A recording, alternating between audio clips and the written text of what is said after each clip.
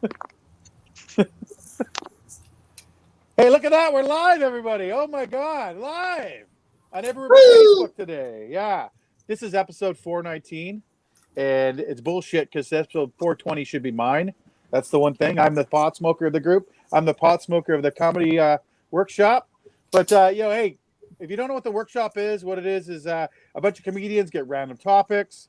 We try to write and perform comedy on that random topic. Then we critique each other. We have fun with it. We joke around. We make riffs. We have a great grandioso time. So, I believe the Facebook thing is down there. I think I got to share the link to YouTube. But here's we go. I can't double function, people. Let's talk about our comedians today. How's that sound? Ryan from Hamilton. Hello. How's it going? Hi. Did you have a good day today? Yeah, I chowed down. You made some videos, did you? Yeah. Yeah. I'm always showing them my kids, and they walk away shaking their head. And I'm like, that's hilarious. This is funny. And that's what I'm going for. Disapproval of the future. Yeah. Comedians, nonetheless. Yeah, it's awesome. Yeah, I love that. If you guys haven't seen that before, it's a great little, I guess YouTube and TikTok and Facebook channel. So chowing down with Ryan, it's great. Well, thanks for being here, Ryan. How about you, Matt? How's it going? You had a great day, I hear. Yeah, I'm pretty good. I was, just being a bit of a layabout as per usual. So it wasn't a bad day. Oh, that's great. I wish I was a layabout today. Lexi Green, were you a layabout today? I did like 2 house errands. If we're counting, I put away the already washed dishes that I didn't wash. And I ate some of the leftovers and then put them into the dishes I will wash. So technically, I cleaned out my refrigerator and removed the dishes. Then I lived out the house. Yeah. But then I really like doing this. So I always good idea. Marijuana is way less dangerous than people say. At least I push the limits. So I like to take like a good amount of edibles and do my edible samples for work at the same time. So we're all going to see how this goes in about 15 minutes. Oh, wow. Testing out the products. Lexi Green. Yeah. KD, what's up, Kelly? What's going on? Not much. All good in the hood in Niagara Falls here. Niagara Falls. I was about to ask you because I couldn't remember. It's been a while. So, yes. Since the 420 show, I think. Was it? Yeah. Oh, it was, wasn't it? The actual 420 show, 420 episodes, wasn't it? Oh, no, 420. It was 420 days in a row or something like that, whatever they had. 420's tomorrow, unfortunately. I can't wait for that one myself. I wish I was on it. But did you have a good day, Katie? Did you? Yeah, it was all right. It was a Monday. A Monday? Yeah. Yeah. Same old, I guess, eh? Yeah. Well, I had a night all day. I didn't introduce myself, everybody. My name is Kelly Reeves. I'm from Chilliwack, British Columbia. Host for every Monday night. We also got some other hosts, so it's kind of cool seeing Ryan and Katie. I think you've jumped in and hosted before, haven't you? Or have you ever done that? No, not yet. Nope. Oh, okay. I was going to one night, and then Ryan stole my spot. Oh, Ryan, look at that. It's okay. I never want the attention, Kelly. Nice.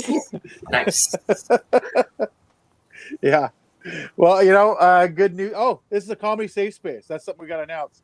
That means it's safe for us, the comedians, and not for you, the audience, if there was any, right? So, I mean, we're at 0. Well, I don't think we're on the Facebook page yet. No, we're not actually. Something's going on with the Facebook page. I messaged Scott. So I actually got, when we start going, I'm going to have to share. Or maybe I'll get one of you guys. Ryan, you want to share it to the page? Just the YouTube thing? The YouTube you want to put it? Yeah, where is it? Oh, it's on YouTube. That's what usually it is. Yeah. It's okay. If you, we'll figure it out. We have one viewer. Who are you? One viewer. Look at that. Oh. It's Jim. Oh, is it? Is it Jim? Oh, it's got to be. Come on. He watches every single episode. Our biggest fan, and now champion. But how would you watch it? Most of the time, I watch on the Facebook. Oh, Keller, when you set up this stream, did you say to broadcast to Facebook too? I did, but Facebook is down. on this link for some reason, so it wouldn't allow me to do it. Scott knows about it. We talked about it a week ago, so I guess he has to re-up his. Oh, there. account Here, or I something just like that, added so. it. Let's Oh, is see it what on? happens. Well, let's just see. I'm clicking Oh, we'll save see. changes. StreamYard has lost access to your Facebook account. Yeah. Gotta reset that, my man. Gotta reset that. Did that right before this. Yeah. We'll have to do it. We'll have to get. We got 2 people now watching. Way to go! Oh, You I guys think wanna type I'm the in? second watcher. Are you? Oh, Oh. that's okay.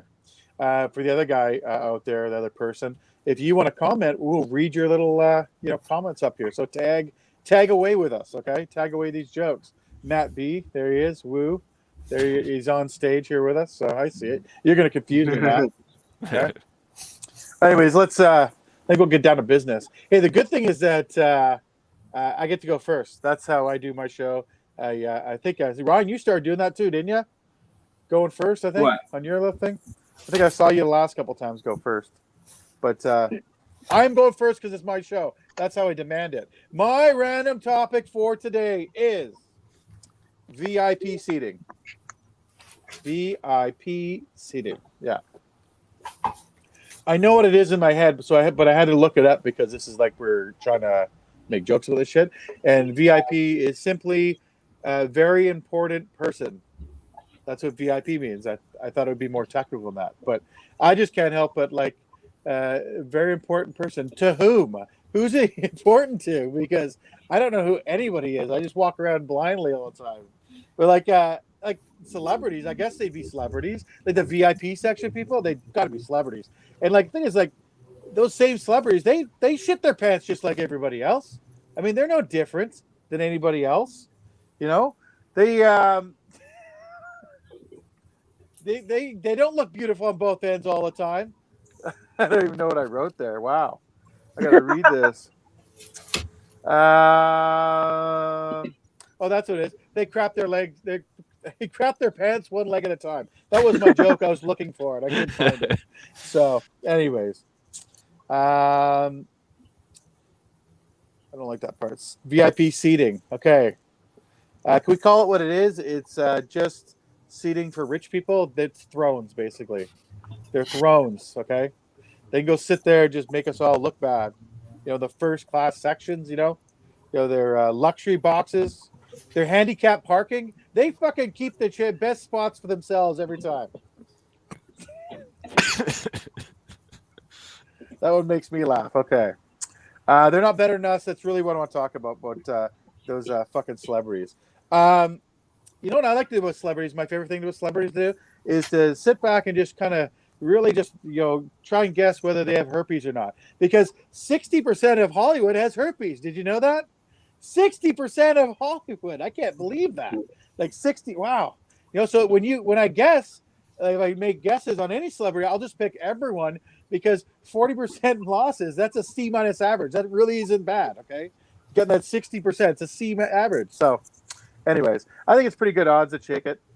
I like this movie I watched when I think of VIP seating. This the movie called The One with Jet Li and Jason Statham. Probably nobody's seen this, but it was a good drunk hangover movie sort of thing. It was just based on this guy. Jet Li was this character that they all had dimensions, and every time you kill somebody yourself in this other dimension, you get stronger and stronger and stronger. So the one guy, Jet Li, the last two had to face off each other, and the bad one, he got caught and got thrown in this prison world, right? And he gets up there and just goes, he gets up and goes. His last line of the movie is my favorite line, and he goes, I don't need to know them. They need to know me. And they have herpes. That's what I wanted to say. I had some joke here and I've lost it. I want to talk about Jet Li having herpes because I believe it for some reason because he's one of the guests that have it. I'm going to pass 100%. But like he's like he looks like he's a super spreader, His legs and his diseases, I guess. That's what he looks like to me. It's a super. Okay, I really got no more. I think I'll end there. So, thank you so much, everybody. What did you think? Thank you. Round of applause for me. What do you think, Ryan? I like to go clockwise for everybody knows. So, go ahead, Ryan. Well, I'll be honest. I was trying to get, for most of this, the podcast on the Facebook group and make sure the live chat was working. It is. You can see that. Nice.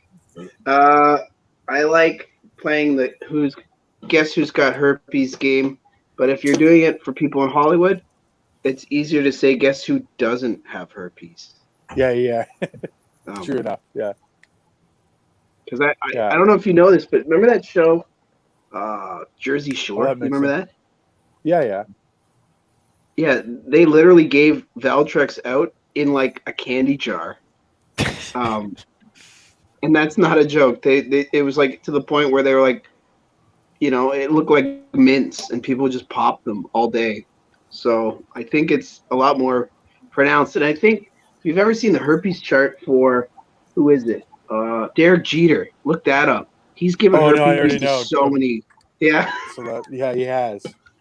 We'll never forgive him. Basically, all of and then you see who it spreads to. You're like, oh no, Justin Timberlake. Yeah.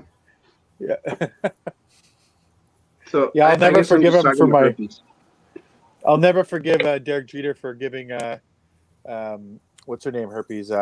It's like the celebrity crush you always have. What's it? Oh, fuck. Jennifer Lopez. Jessica Alba. Yeah, and Lopez. Oh, and Okay, so I guess I'm way off then. Yeah, I guess a herpes super spreader event would just be called like the Emmys. The Oscars, yeah. So I'm gonna stop there. Hold on, wait. So I'm taking it because in my head I heard Alcatraz is the medicine that you said they were giving out like popsicles of candy. I'm guessing this. Yeah. Valtrex is a herpes medication. Valtrex, okay, and they're just giving out like Skittles on the street. Exactly. Swear to God. Yeah. Okay. They probably had to like get them flavored. Just I don't know if you remember that, but that whole show was basically how STDs spread. I watched a little bit of it, but I did not know that. Thank you. Workshop is also marked educational. # finding new shit out. Yeah. I didn't know about that. About all that stuff. I barely watched Jersey Shore. I couldn't get by that guy with the long neck. He irritated me so much I had to turn away. Whatever his name is, I'm not sure. They made a few sequels. They had the Jersey Shore reunion and the Big Itch. That was after they all fucked each other. The Big Itch. I love that. I'm not gonna like Ryan does not strike me as a person that would know this intensely, like the seasons, what came out, the order, like the names fully, not the and the. No, he said like all of them, and then that's nice. That was good. Thanks. But Keller, your set was good too. Moving on.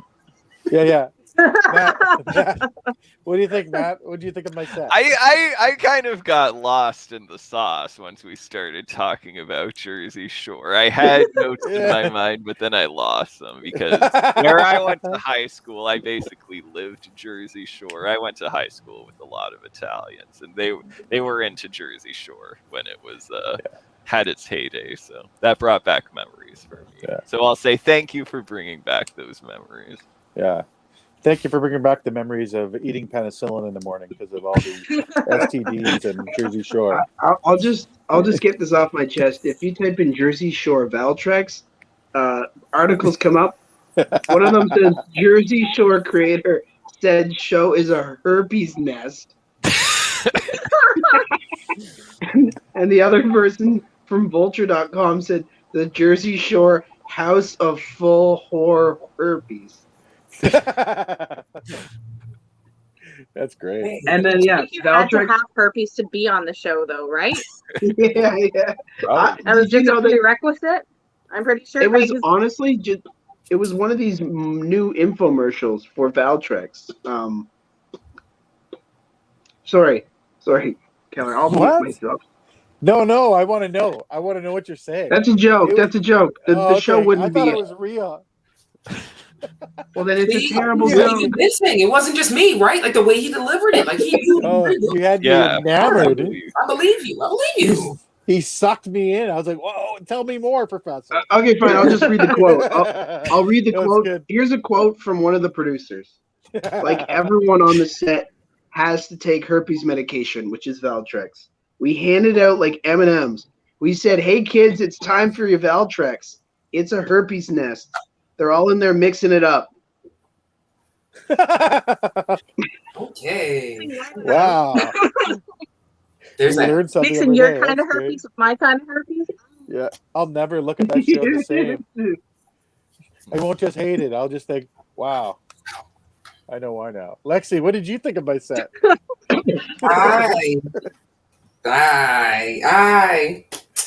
So like VIP, the first thing I thought was like you did the acronym, and I was like, to me, VIP, if you ever like watch somebody go to VIP after being in the line long as hell, it basically should just stand for a very important person.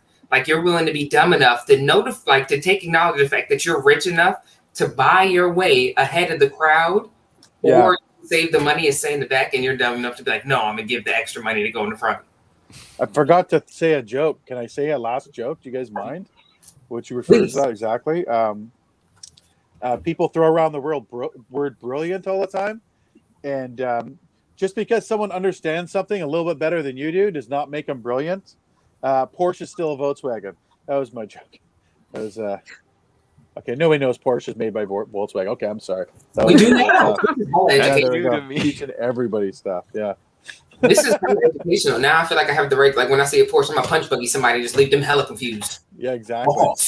Walk off. Yeah, they're the fancier Volkswagens. True fact. I like it. Yeah. Learned a lot on this show. I think I'm gonna write that down after I get this. The VIP class difference is another thing I wrote down. So like, I don't know why. First thing you said VIP, I was thinking like the Jay-Z's and the Beyoncé's and whatnot of the world. Yeah. But like being in the military, we put like our money together to go in the VIP section for no good reason. Like we just wanted to do. We were the people that were in the line already. We wanted to see what VIP looked like. I think it's at this point it's a down step because you pay more for everything to go in. But at that point, as soon as you like say you're going to be VIP, no matter who it is, once they pass that bar with you, you are now a celebrity for everyone that just paid regular price to watch you act a fool for 2-3 times what they're paying, sipping out of their purse or whatever and getting shots from the bar. Yeah. I think that was fun. Like you have the people that are like VIP to watch or whatever, and then if I'm in VIP, I'm not going to VIP to fucking watch you. I'm finna get slaughtered. I'm fucking up all of this. I paid for this. I'm fucking up all of this. Respectfully, fucking up all of this. That's how I feel. VIP, I never got to go on those sections much, but See? it was never. Look, see? I should have told that story. That might be long to now. I'm telling Too you, long it just feels tease. different. I'm telling you, you go to the story. They give you water. You be like, no, I don't want it. Yes, I do. It just feels better. You feel privileged. Somebody gave it to you, and you be like, nah, it's my choice. That's the point of it. So I played really high level rugby in Canada here, right, for my youth, and but I never made Canada. I never made the provincial teams. I made I did quite well, but I was never good enough to play. But all my friends got to play for Canada, and every time there's a Canada game, I have to stand outside where they all get to go in the big VIP section and drink for free, and I'm just sitting there looking at them like a kid that lost a ball over a fence. Basically, I'm just like so sad. That reminded me of the VIP section I never get to go into. Damn it. It fucking makes me sad now. Katie, what do you think? We're holding you up. That's all good. No, I was just watching the other guys last night when Marky Mark shoots Derek Jeter in the leg. Yeah. Did you ever see that? That just reminded me of that. I was like, oh, so weird. I was just watching that last night with Derek Jeter. But I like the what makes you so special. Right? Like, you make $1 million more than me a year? Oh, yeah, okay. I guess. I guess so. Yeah. You're so much better than me all of a sudden because you can have cash. Well, I guess you actually are. Yeah. A VIP, like, very ignorant person because you're dumb as fuck for paying that kind of a price for just a seat that was 5 feet in front of me. Yeah. Yeah. That's a good one, too. I like it. that. Yeah. No, that's good. That's great tags there, Katie. Good job. Kelly. I keep saying about your name there. Do you want to be called Katie or Kelly? I go by Katie. It's all good. Oh, okay, good. Ryan's the only weirdo that calls me Kelly. Okay, because you threw me off the whole show so far because of that. I was like, Kelly, who the hell's Kelly? I didn't know. So, yeah, so I tried to, I try to be respectful host sometimes. That's the way it works. Okay, thank you guys so much. How about another round of applause for me, everybody? Because I'm special, I'm lovely, and I need a round of applause. Here, I'll clap myself. Okay, everybody. Hey, Matt B, my man. Let's move on to the next one, and I'm going to get this YouTube thing sorted out, okay?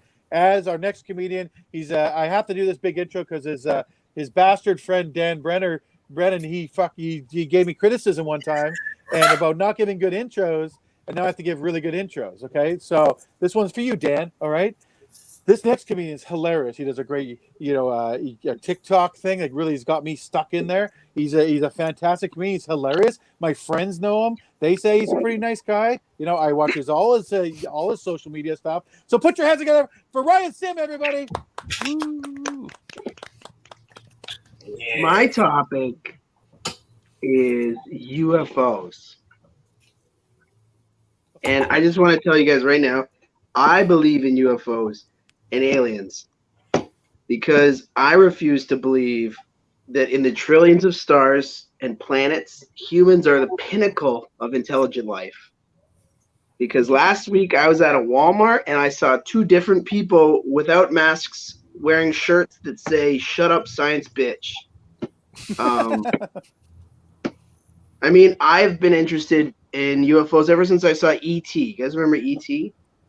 That film inspired me actually to go out, look up at the stars, and contemplate if there was intelligent life out there, and that one day they could visit Earth, and maybe someone would finally ride with my bike with me. You know,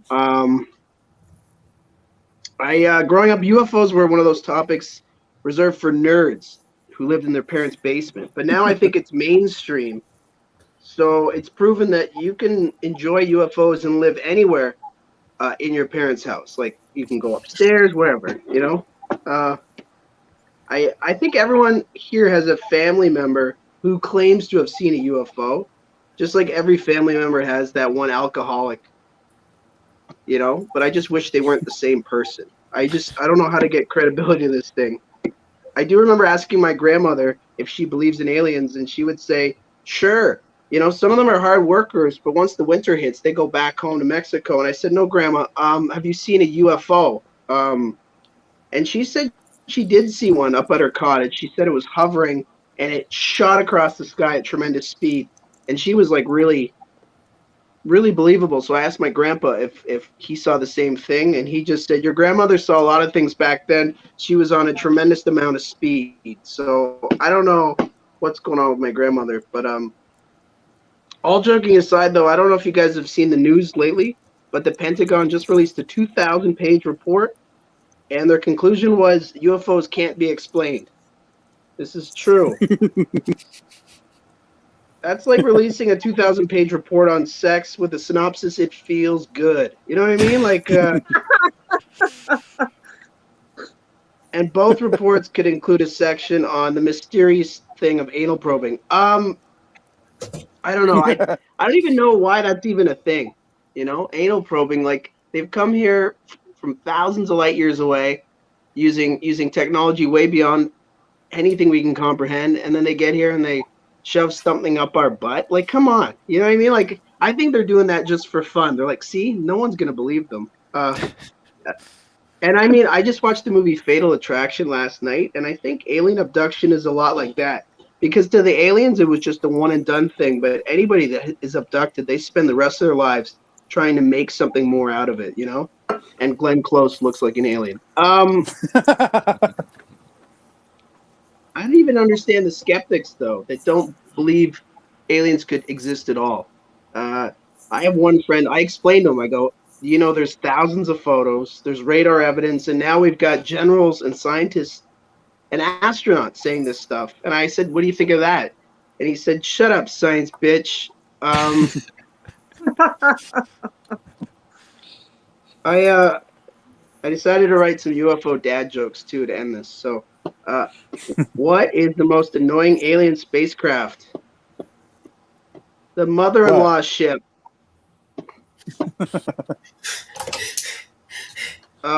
What do you call a sad alien? A gray. What do you call an alien with diarrhea? A close encounter of the turd kind. Okay, I got one more. Did you know that they're remaking E.T. with an all-black cast? Yeah, it's called BET.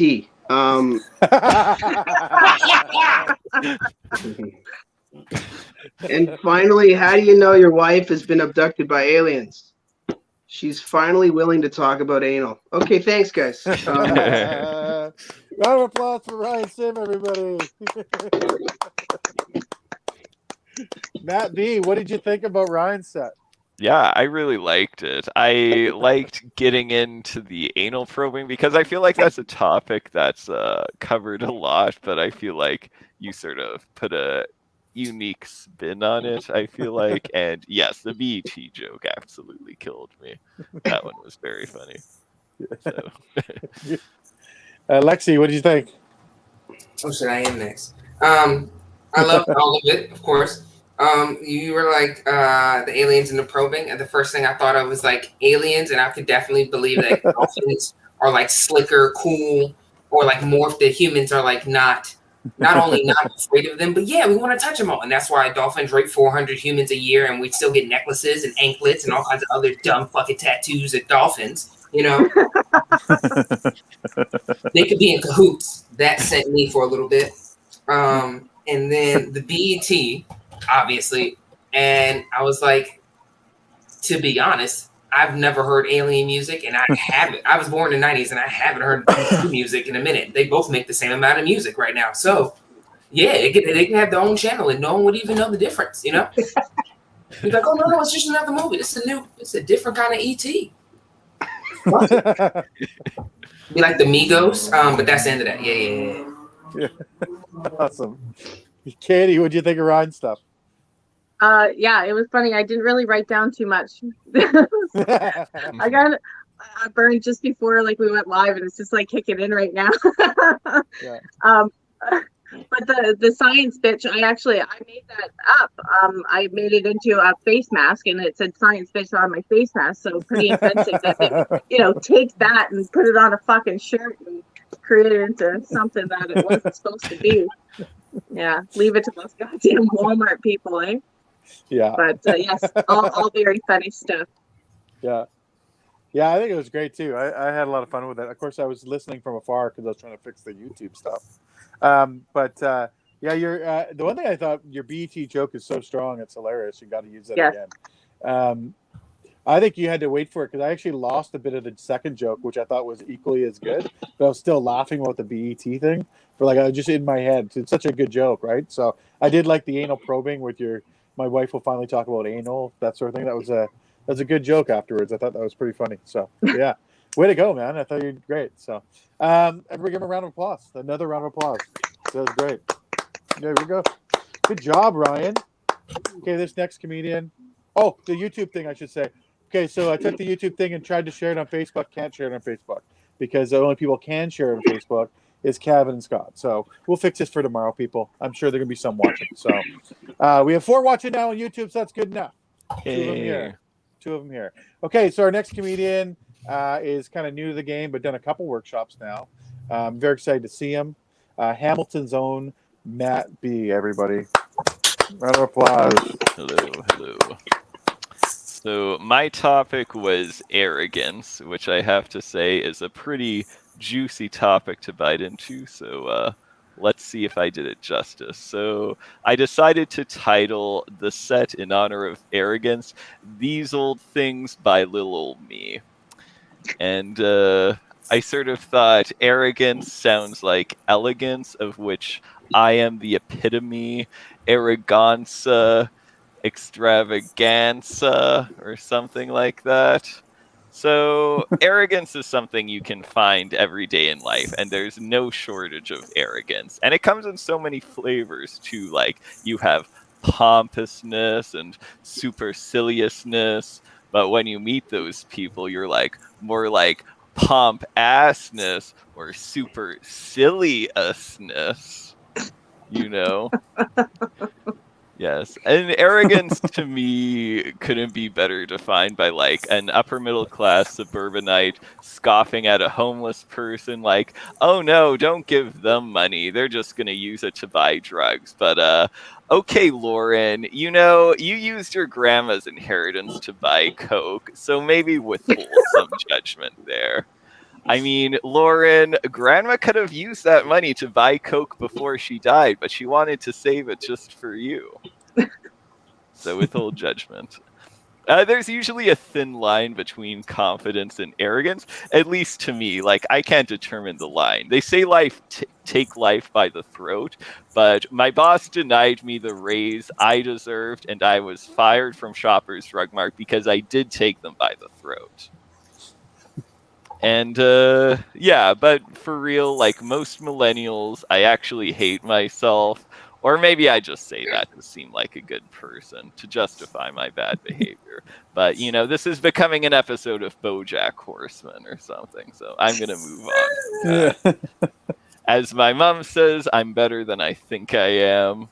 And yeah, if you know otherwise, shut up, science bitch, and that's my set. Yeah, Matt B, a good callback.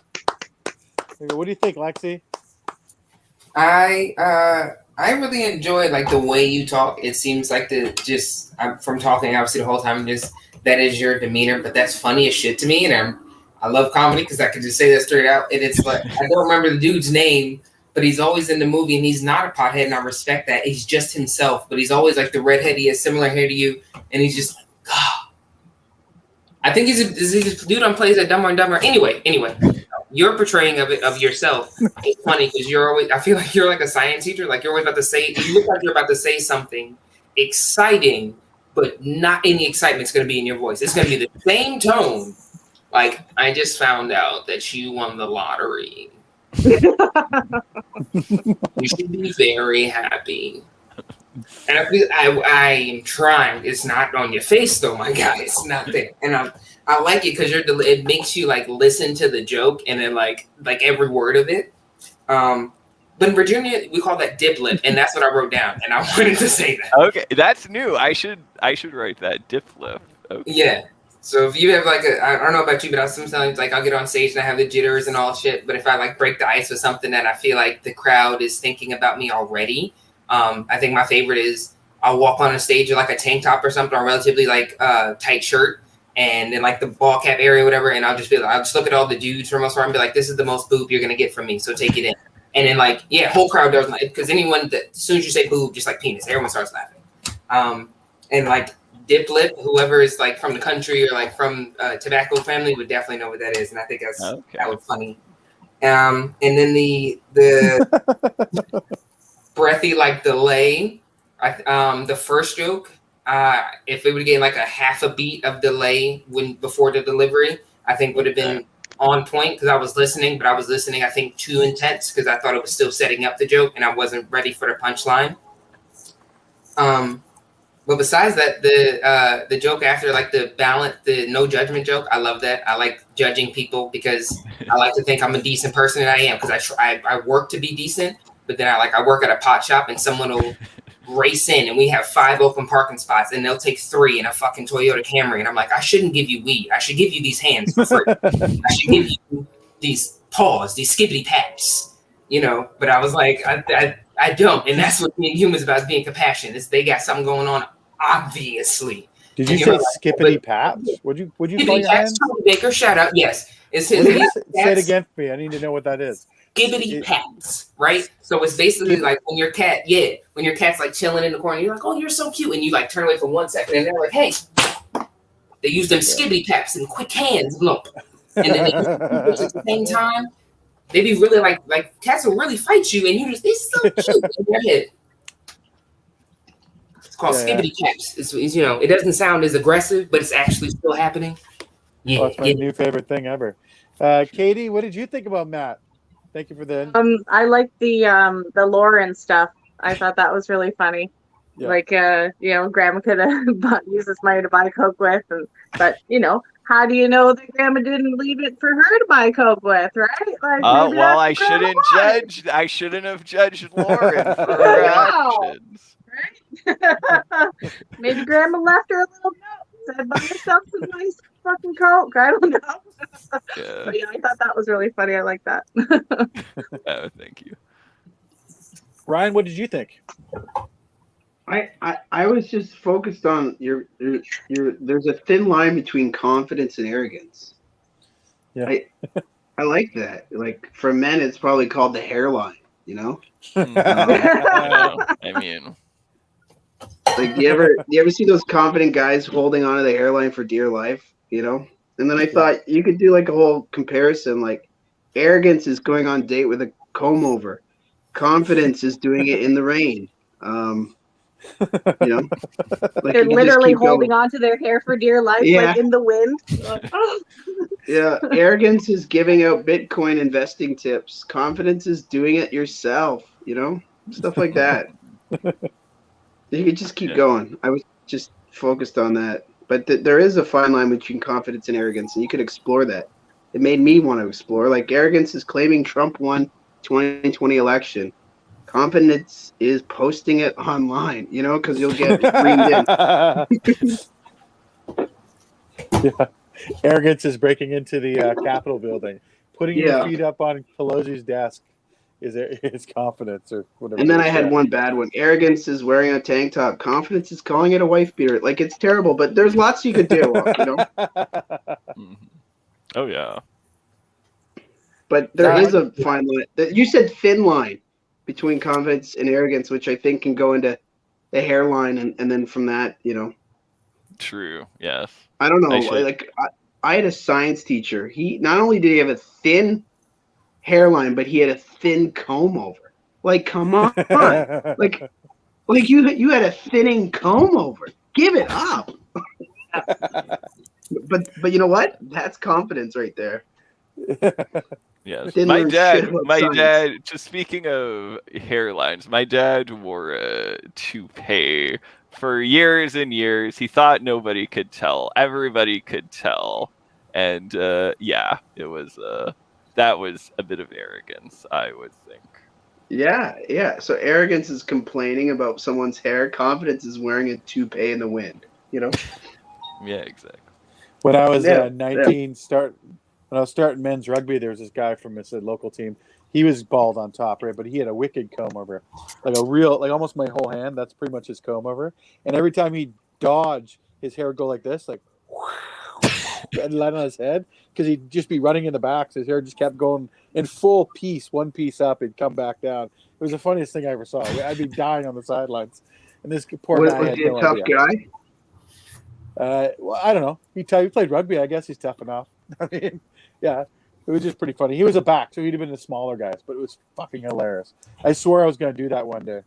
If I ever go bald, I'm going for the comb over that goes right across. So, and I'm getting lighter, so it's going to be soon. I'm going to have to do it. So, but that's what my mullet is. It's going to be the back comb over. I'm just going to push it all the way up on my head. So, You know, So yeah, confidence. just fucking. True. underneath my head. Yeah. Yeah. Speaking for the lower side and the right side, I'm not going to say lower side. I'm not that fucking fascist. Lower this side of the screen. At least you have a beard, so you can just take all that off, and it'd be okay. Now, if you was losing this and this, ooh, you might, just go ahead. Then needle. I don't think you can lose this. Just strip that shit. Camel spit. Smack that shit off. I have a friend. I love him. He doesn't want to do it. I'm not gonna say no names. Every time I see him, that's my form of love. He'll be like, "I love you. Hey, get it out." Yeah. We Because love of his bald head. The thinner guys get on top, the more facial hair they grow to compensate, right? Yeah. Oh yeah. It's true, actually. Yeah, I want to feel. You start wearing hats, and you got to make your face look different. I don't know. Wait a If minute, that's true. hold That's on. what I I'm do. not. Wait a minute. Hold on. I just got short hair. I'm just kidding. I'm fucking with you. My favorite thing with black ladies is that they wear like these awesome big wigs all the time.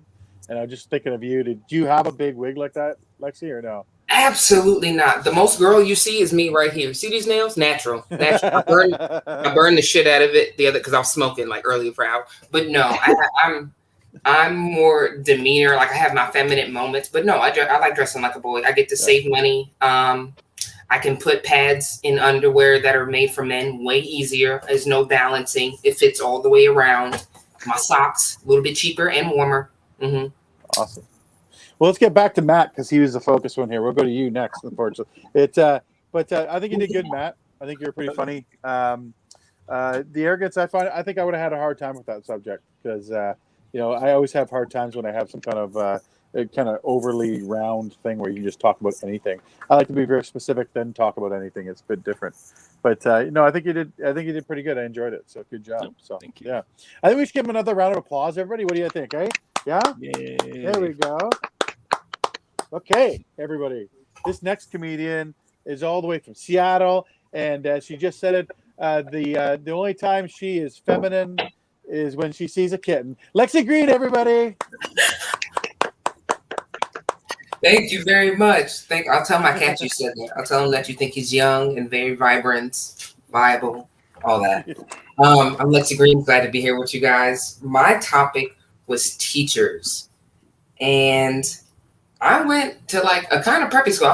My grandfather sent me to like an all-white school because he was like, you don't know how to swim. You keep saying ain't too much, like it's an actual word, and I'm not sure you know what a contradiction is fully, so we going boom. So I got like a new view of the world when I went to that school, but also I learned some things I would have probably never learned going to schools where I was from. Because I was born in the ghetto, but I was schooled somewhere else, so I could see both sides of it. In my head, I just had never seen this many white women that I'd seen on movies in front of my face. I was fascinated. Then I had learned the more attractive the ambience to the person or like the subject, the more attractive to teachers, right? Because like, I don't know about you, but like if I was in home economics class, I paid way more attention if the teacher looked like Aunt Jemima rather than Martha Stewart, like on the bottle. Like that's what I was used to. And then I went to school and found out that like my teacher looked like Drew Barrymore, and she taught like history and English, 2 subjects I did not give half a fuck about. I spoke one, and the other one's in the past. Who's looking back? I got those in the bag, in my head. That's what happened.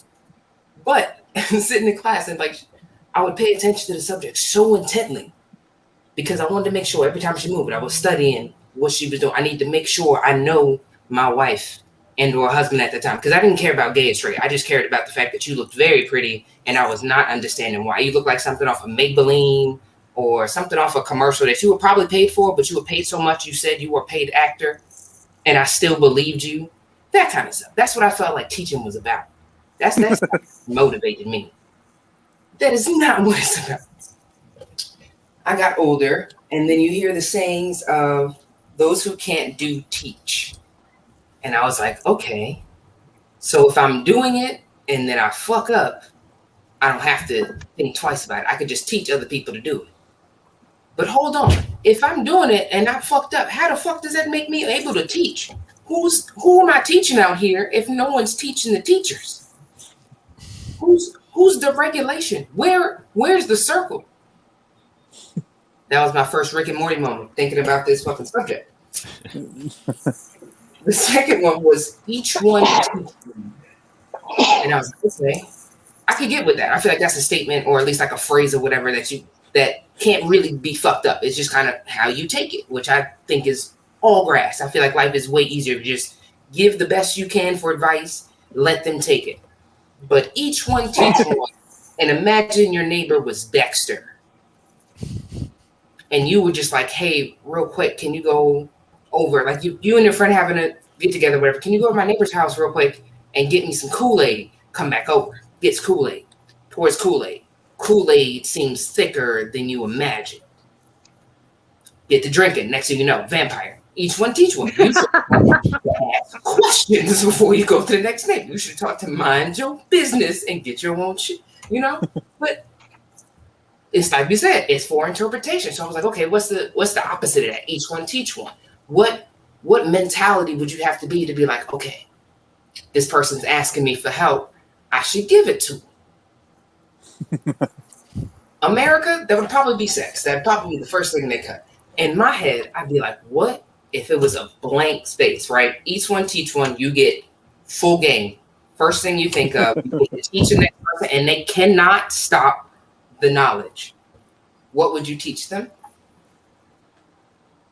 Anybody else? My ass is teaching them, do not walk with wet socks. I don't trust you. Serial killer. If you walk with wet socks after like an acknowledgement thing, I personally feel offended. Ancestrally, I feel like there's going to be mold on your feet. You don't care. At that point in my head, you are a serial killer, and I can't trust you to each one teach one, because you're going to teach my children and or everyone I hang out with this foolishness.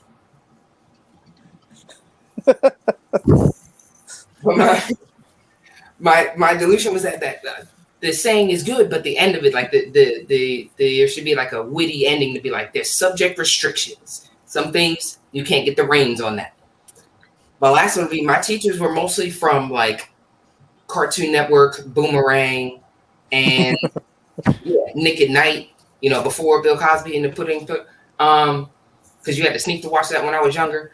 So I really thought logic was what you took into it, and I appreciate it. But Bugs Bunny, if anything, has to be the best teacher, because he taught me if you can't get your way out of it, like all walls are up, your carrots are gone, the gun is out of bullets, look that motherfucker straight in the eye and tell him, this is not what you're looking for, and walk off. Walk off like it never happened. Confidence chooses arrogance over all day, and almost arrogance. I'm gonna end my set on that. Hey, Lexi Green, everybody. Cool. What do you think, Kate? What do you think, Katie? Yeah, I liked a lot of funny stuff. Like when you're talking about like your teacher that looked like Drew Barrymore, and it's like, was she like just an actor and she was just studying for a role? Like they just like let her in the semester of school to teach the students, kind of thing. It's like, this chick's way too fucking hot to just be a teacher, right? True. And the go get the Kool-Aid and now you're a vampire. I really like that. That made me laugh a lot. So really good. Thank you. Yeah, Lex, I think you did good too. I had some moments there. I was kind of focused. You said born in the ghetto and schooled in where? Did you say? I was schooled. If you know, basically, okay, schooled in the ghetto, and then there was like born and raised in the ghetto, and then like New York is as small as it is big. So if you went 40, 50 feet the way I went to school, there was like really pretty Glen Island, I'm pretty sure it's called. There's castles, and if you look it up, it's there. And that's why I went to school. But my, bus ride or whatever as a child, like it was, in my head, it was so far because it wasn't anything like I lived by. In reality, it was but a few couple of drives down. But it was a gorgeous, and it was a change of demeanor. But yeah. So just like Boys in the Hood, basically, eh? Yes, yeah, or like the wood. I think, yeah. Well, I think you have a good joke saying that. It's like, and I was the Cuba Gooding Jr. character, and then just take your hat off because you kind of look like Cuba Gooding Jr. in a way. So you could throw it out there. So, thank you. Yeah. Anyway, so the wet sock stuff was funny too. I think the mold on your feet that caught me. I hadn't heard someone say that before, so I thought that was pretty funny. So way to go, Ryan. What did you think of Lexi stuff? I liked it. I kept focusing on, you brought up Dexter, right? Yes, sir. You know it's coming back? I did not. No, I wasn't like an avid Dexter fan until afterward, because I try to be behind fads, and then it was one of the shows that I did find out later on, and I really enjoyed it. I did that joke on the fly, but I'm going to put that in afterward. Thank you for this conversation, because I like the giving blood for the vampire, but Dexter is traditionally very clean. So like I like the thought of it, like he's playing it, he's teaching, the person I'm sending over for a quick whatever to rope them in. Meanwhile, I just asked you for, one thing, you came back over, and now you've taken over me as well. So we're probably gonna go over and be vampires together, because now it's too late. You took blood from Dexter and we're both vampires. So someone said Dexter killed. Yeah, as Jim. That's usually. But if you want to incorporate that, you can kind of mention that how screwed up is society when when we have to bring back a serial killer as a beloved character, you know? Yeah. The show You's come back too. Yes, very much. It's like, you know, it's been 9 years and we haven't had a good murderer in a while. It's a very white thing, you know? So He'd only murder bad guys, Ryan. I don't know mean, if that's true. I never watched it, so. I watched that show, and I have to say it was a show that started strong but went very downhill towards the end. Like, yeah. kind of like marriage. Um, I stopped at the John Lithgow. yeah, well, Anyway. that's the right place to stop. Well, actually, good stuff. That's what I wanted to tell you. Good stuff. Thank you. Yeah. Matt, what did you think? Yeah, I liked it. I really liked it. I like how the sort of wet socks thing came out very much out of left field. Like, I was not expecting that at all, but it is true. Like, somebody does have to be a sociopath to walk around with wet socks. And I mean, if you wanted to explore that further, like, you could even get into like, that's how you get trench foot. And I mean, it's like a disease named trench foot if you're walking around with wet socks all day. So it's like, yeah. And there was something else I was going to say. It was one of the last jokes you did that I liked a lot. But overall, really good set. I feel like you are a very engaging performer as well. So Thank you so much. Yeah. Thank you so much. I actually do. I did a set before that was like on stage, and I was like, there's certain things that I have irrational fears. I like to do irrational fears, and that's one of my like dead ass irrational fears. If I were to meet any of you in real life, I feel like you're very cool people. But if I walked into your kitchen, we had socks on, and I saw you walk on an ice cube and like walk through the puddle, and you weren't actively like the next sentence going to take your sock off, I'm gonna stare at you until you do this. That's one of those things I'm not gonna forget it. Like the whole time under your roof, I'm gonna be thinking about this. I feel the same way about people's cars. If I like accidentally spill something or like you're sweating and I ask for a napkin and you don't have napkins in your car, I don't trust you. It doesn't feel right. I don't know. I feel like I'm ticking all the boxes off on what a sociopath is. I'm gonna tell you another one. There's people that go around here with bats in their cars. There's people that go around here with bats in their cars and gloves. Oh, baseball bat? Yes. One group. Bats, like bats? Yeah, like bats. There are people that do that too. I had a JCPenney job, and I met a dude that had a snake in his backpack. Yeah, I had a JCPenney job in Renton, and I had a break, 5-minute break to smoke a cigarette, and a dude pulled a snake out his backpack and started talking to me about wanting a job application, and I told him to talk to JCPenney. That was a real transaction. When just Yeah, I hate when guys pull snakes Yeah. out of their clothing. It's Yeah, horrible when been looking for a job. But yes, thank you. Yeah, awesome. Another round of applause for Lexi, everybody. I think. Yeah, let me get that going. Are you ready, Katie? Let me give you an intro, okay? I have to give you a good intro because this bastard Dan Brennan said he criticized me, and I have to keep doing it. So, and bring up his name. So listen. Our next comedian is absolutely fantastic. She's from Niagara Falls. She's always participating, getting better every time I see her. She's been hitting a lot of good stages last little while. I've been seeing it. I've been paying attention. I think other people are too. Put your hands together for Katie, everybody. What an intro. My goodness.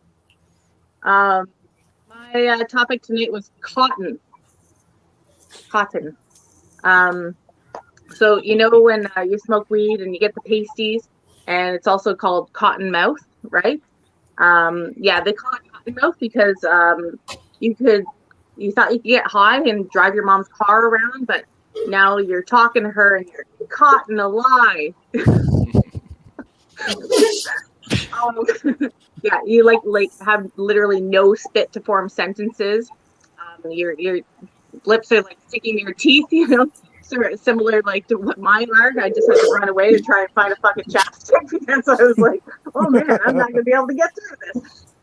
But you know, you're chugging Sunny D straight out of the bottle, and you know, there's no denying what you've done. Let's be honest here. Her car is still gonna smell like a bong when she goes to work in the morning. So you're fucking grounded. Yeah, so that's what I thought about first when I was thinking when I heard cotton. Also, cotton made me think of those traditional anniversary gifts, right? Like first year is paper, and then second year is actually cotton. And so my husband and I actually follow the traditional anniversary gifts. So the first year I made him this really cute origami jellyfish, and super duper sentimental. And then the second year, cotton, he got me this sign with our names and our wedding date and how many days, minutes, seconds that we've been married. And it was woven into a piece of cotton and framed. I got him a towel. Yeah. Just in case no one told any of you single guys out there, or newly married dudes, year 2 is when we fucking give up. Yeah. We've put all that time and effort into making sure you like it, so you put a ring on it. Okay, we've kept up the charade for an additional year even, but we're just fucking tired now. All right, that's it. We're done. So might as well just get us the cotton granny panties, and because we're about to settle in here. We're about to settle in pretty hard here, boys. Okay, we're gonna pack on that 2-year or that second year 60. And no, I did not say 16. Because this ain't no freshman 5 that you're just going to be able to, get rid of over a weekend with some celery sticks and some laxatives. Okay, yeah, this is here for life now. So, so anyway, this kind of inspired me to write a little song tonight. So, I wrote a song about granny panties. Yeah. This is my second time that I've tried to write a song that wasn't like a parody song. So I literally wrote the whole chords, and I didn't create the chords fucking Beethoven over here, but yes, I created the melody and everything. So here we go. It's turned into a bit of a country tune. I don't know how, because I fucking hate country, but here we go. Oh no. Yeah. You're going to be humming it later. Believe me, I was all day. So, all right, here we go.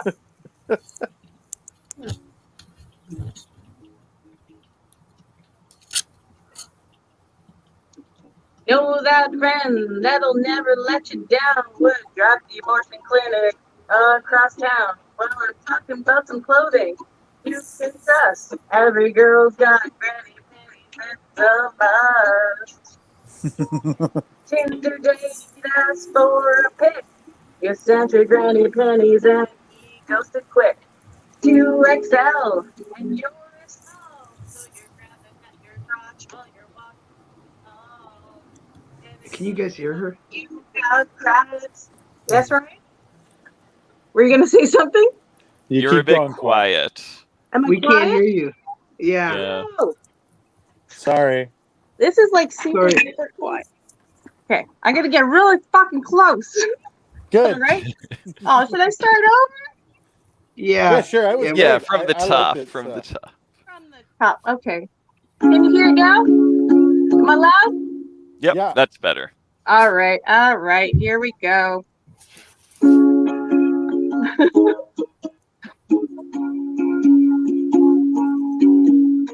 Know that friend that'll never let you down would drive the abortion clinic across town. Well, I'm talking about some clothing you can trust. Every girl's got granny panties, it's a must. Your Tinder date asks for a pic. You send him granny panties and he ghosted quick. You're a 2XL and you're a small, so you're grabbing at your crotch while you're walking through the mall. And it looks like you have crabs. Nothing more comfy than some granny panties, like going out in public in your favorite jammies, cover you up from your thighs to your boobs. They're basically just a sausage tube. Oh, I gotta move this and covered up my lyrics. Well, you usually wear it on, but it's laundry every day. You bust those granny panties out and give your butt a break. In your dress suit that's so long. Oops. You're not even sure they might be your moms. Which is gross because they have feet. There's nothing more comfy than some granny panties. Like being out in public in your favorite jammies. Ryan, am I not fucking loud still?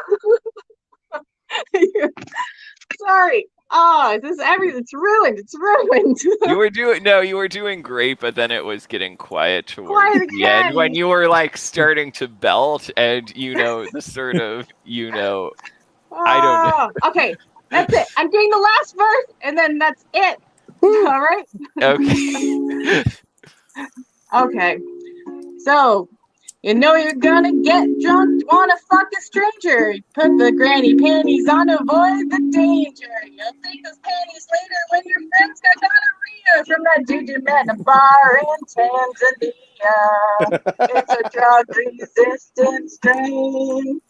Okay, that's it. I'm done. There's like something wrong with like my mic or something tonight because I can barely hear any of you guys tonight too. So I don't know what the hell's going on. Oh no. Oh no. Do you want to put God on damn headphones? it. Do you want to put on headphones, Katie? Pardon me? Do you want to put on headphones? Ryan was asking you. Oh, you know what? My stupid phone only takes like the headphones for my phone. You know what I mean? Like don't take regular ones, and I lost them because I'm a pothead. I know exactly what you mean. I loved your set. Actually, it was Cotton was pretty funny. I was thinking of set when you said country song with Cotton. It just set me the wrong way. I was like, ooh, this may get racist.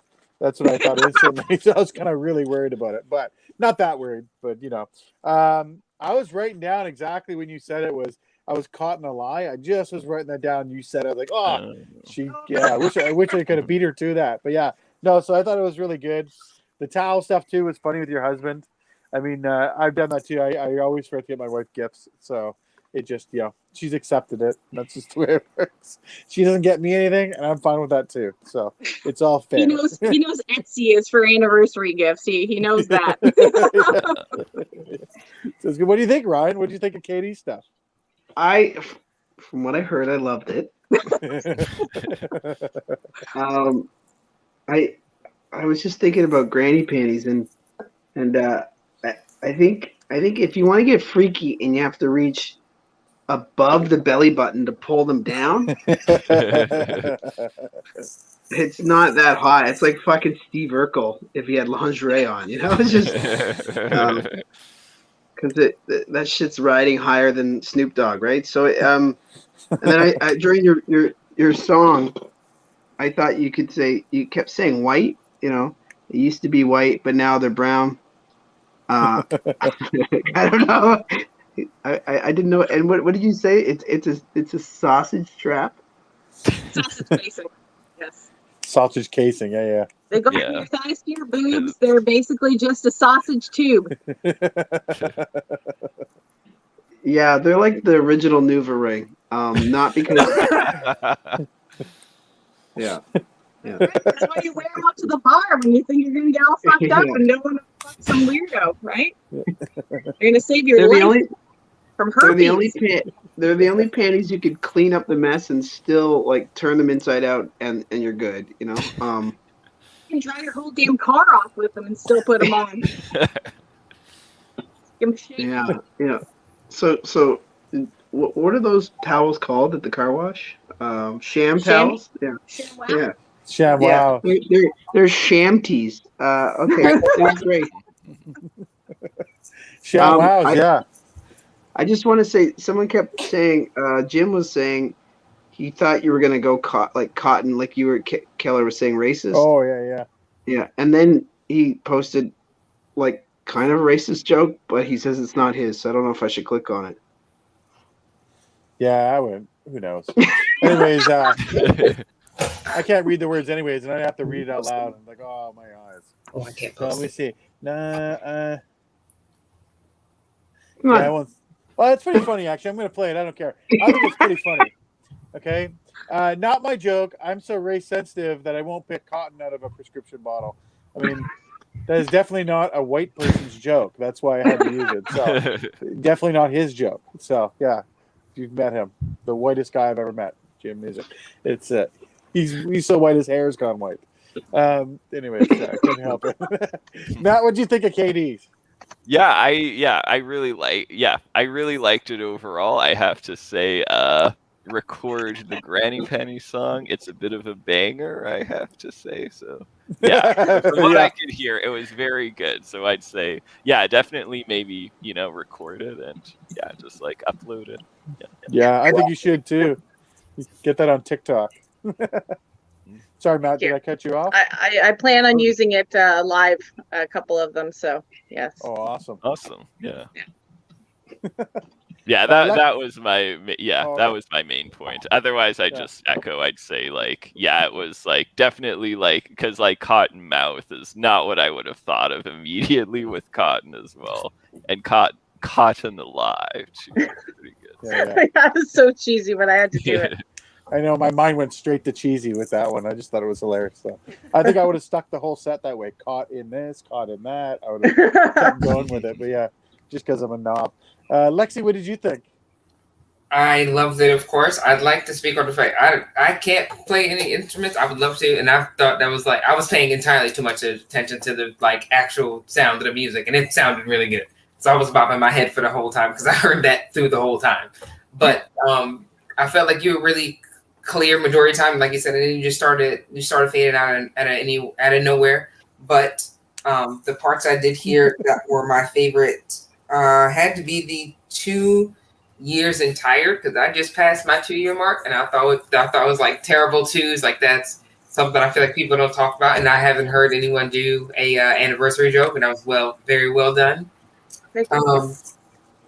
And I was like, if you could do like a 2 years, like after you get the 2 years and tired, like that's anniversary, or like terrible twos in a marriage is a real thing. Like the second year or like the 22nd year would be the same thing to keep it fresh, I like that. And then terrible twos. That's good. That's funny. Yeah, and it's that way you can have excuse to fuck it up every day year. And then the joke that was aforementioned by Matt about the Cottonmouth, I definitely enjoyed that, and I feel like the way you delivered it was a sensual joke. I don't hear a lot of jokes about dads paying attention to stuff that much, to make that kind of intellectual joke to ride with the kid. He's just listen to the radio or whatever, and that's the funny part of dad jokes and such. I think that was by key the first and funniest mom joke I've heard right there. Yeah, my mom drives me to work drives us to school to make us to get there in time to meet the teachers and da. Dad's usually in the back, my shoes really hurt my feet. He's there for the support, until you tap him in, he doesn't always chip in. But having that conversation in Cottonmouth and the mom look about it, I felt like it was multiple levels of funny. Especially from the female crowd, where you can say no to your dad, no, Dad, I'm not high, I'm just tired. My dad will be like, yeah, probably okay, until he walks away and smell like weed 10 minutes later. He's like, mom is like, so you not high, and we're just gonna do this until I eventually say yes, I'm high. And I'm like, fuck, she caught me. That was a very well done. I've been there. Yeah. My mom asked me to bring her home a bag of chips, and I was like, okay. And I got home and I went to open them. She grabbed them out of my hand. She's like, go get your own chips. I know you're high. And I was like, okay, can I still take your car? You're good, because that's funny. My mom would have tested right there. That's how to show me if that had made me cry right there. She'd be like, go get me your favorite chips. And I'm like, oh, that's cool. And she had taken them out of. You high, ain't you? Yes, and I'm hungry. And I went to my white friend's house. She's my best friend, but her mom is not cooking. That's what I came here for. And you're not cooking. You took the chips. That's exactly. Cook. Be like, I don't care. It's your high. Go upstairs. And I'm like, all right. It's pretty good. Yeah. Yeah, Katie, I think you did fantastic. It was really good. Thank you. can I say, I just had this thought after Lexi was talking.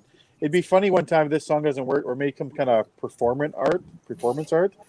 I just think it'd be funny to get on stage and then invite somebody on with you to play the drums. Like they have no idea what the song is. Just so this is the beat you're gonna stick to, right? And you get them kind of getting the beats or whatever it is, and but halfway through the song you can just stop and yell at them and ridicule them. So you have to get someone in on the joke. Like, what the hell are you doing? Trying to ruin my song? So they just, Where the fuck did that come from? Like, Yeah, did yeah. he bring his own goddamn bongos? This is the worst percussion I've ever heard. Yeah, piece of shit. Yeah. Anyway, I don't know why it crossed my mind when you were talking. So, anyways, yeah. Here's Jim giving you some good tips there. Good set, KD. Thanks, Jim. I think that was really good. Let's give you another round of applause for KD, everybody. There you go. Okay, so this is the portion of the show we get through our own material. And I was a little bit thrown off on you, Katie, because I actually found a moth in my drink when I was drinking right at the start of your set, and I was thrown off a bit. I was like, oh my God. I had to get my wife to swap it out for me, so I had to send a text. So listen, I'm going to give this next comedian a massive intro because he's probably the best comedian that's ever lived. The most handsome for sure. He's dominating all the Netflix specials. This next comedian. So put your hands together for Keller Reeves, everybody. Okay. Introduce myself. Dan Brennan. So, okay, listen. Okay, you said, Lexi, you reminded me of a joke about I had this friend of mine, and I'm like an iPhone guy, right? That's I use all maxed up. I like how it's compatibility. And he's like telling me, he goes, and we're sitting around drinking, he's like, okay, whatever you do, don't ever buy a Google phone, okay? Never. I'm like, yeah, okay, man, no worries. I'm not gonna. No, seriously, never buy a Google phone. I'm like, yeah, I got it. I'm never gonna buy. I'm an iPhone guy. I'm never gonna buy a Google phone. You don't have to keep telling me. He's like, no, seriously, never. I had to interrupt him finally. I go, hey, listen, I don't care if fucking Steve Jobs fucking funded fucking the Nazi party. Like if his family funded the Nazi party, I don't even care. I'd still use an iPhone. That's how much I like it. So fuck your Google phone. Anyways, there you go, Alexa. That's what some bad joke I remember having. Hey, there's I came home to a quiet house the other day. Like nobody was at home. I'm like I got 6 people in my house.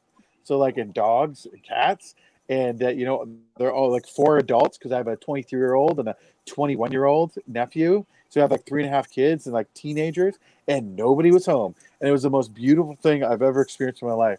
I never get that. Never do I get silence. I was just like, I just sat down, I cracked a beer, I just fucking put on fucking You Forged in Fire or some fucking History Channel show. I just really, really sat back and enjoyed it. And I just kept up thinking, man, this is like just one step below suicide for like, because like suicide is like the ultimate silence of all sounds, right? And I think every dad understands suicide at some point because they all the bickering and the complaints and everything else, and you just can't help. Like every dad has to yell, I just want some goddamn peace and quiet around here. That's every dad, I think, has to say it at least once. Oh no. Damn. Well, that was calories, everybody. Calories. Yes. Oh, he's back. He was enjoying his peace and quiet. Yes, Yeah. he enjoyed it so much. I just died, actually. That's what happened. I was like, It was timely. Okay, let's get back into it. How's that sound? Oh my God, I can't believe I cut off there. I won't commit suicide, everybody, because of spite, basically. I want you to know this. I'll never die. I'm living to past 100 because there are way too many people that have wronged me in my youth that I just will never live it down. I'll never be able to I'll never get over it. So I'll just end up living to 600 years old, just continuously living just to spite people. So anyways, maybe I'll use that joke one day. We'll see. Here's an extension of a joke I want to tell. Did you guys know that the English language, how people pronounce English words, is changed over the years, right? Like when they came over to the States, they had a different English than they do now. That's the thing. And because this Canada and the States are so isolated, like Newfoundland with the Irish, that's like the original Irish language, the way they pronounced it back in the 1600s. And same with England. But England, like they changed it to sound more like, I guess, froofy, whatever it is. And it really is based. It used to be a Boston accent. That's the way the English language in the 1600s is like it's pronounced as in a Boston accent, right? And I think that it's really lost, and like they really lost opportunity for all those Roman movies. You know, they always did in English accents to not do it in like a Boston accent. You know, like it's just like, you know, like I am Spartacus, kid. I'm a wicked tough gladiator.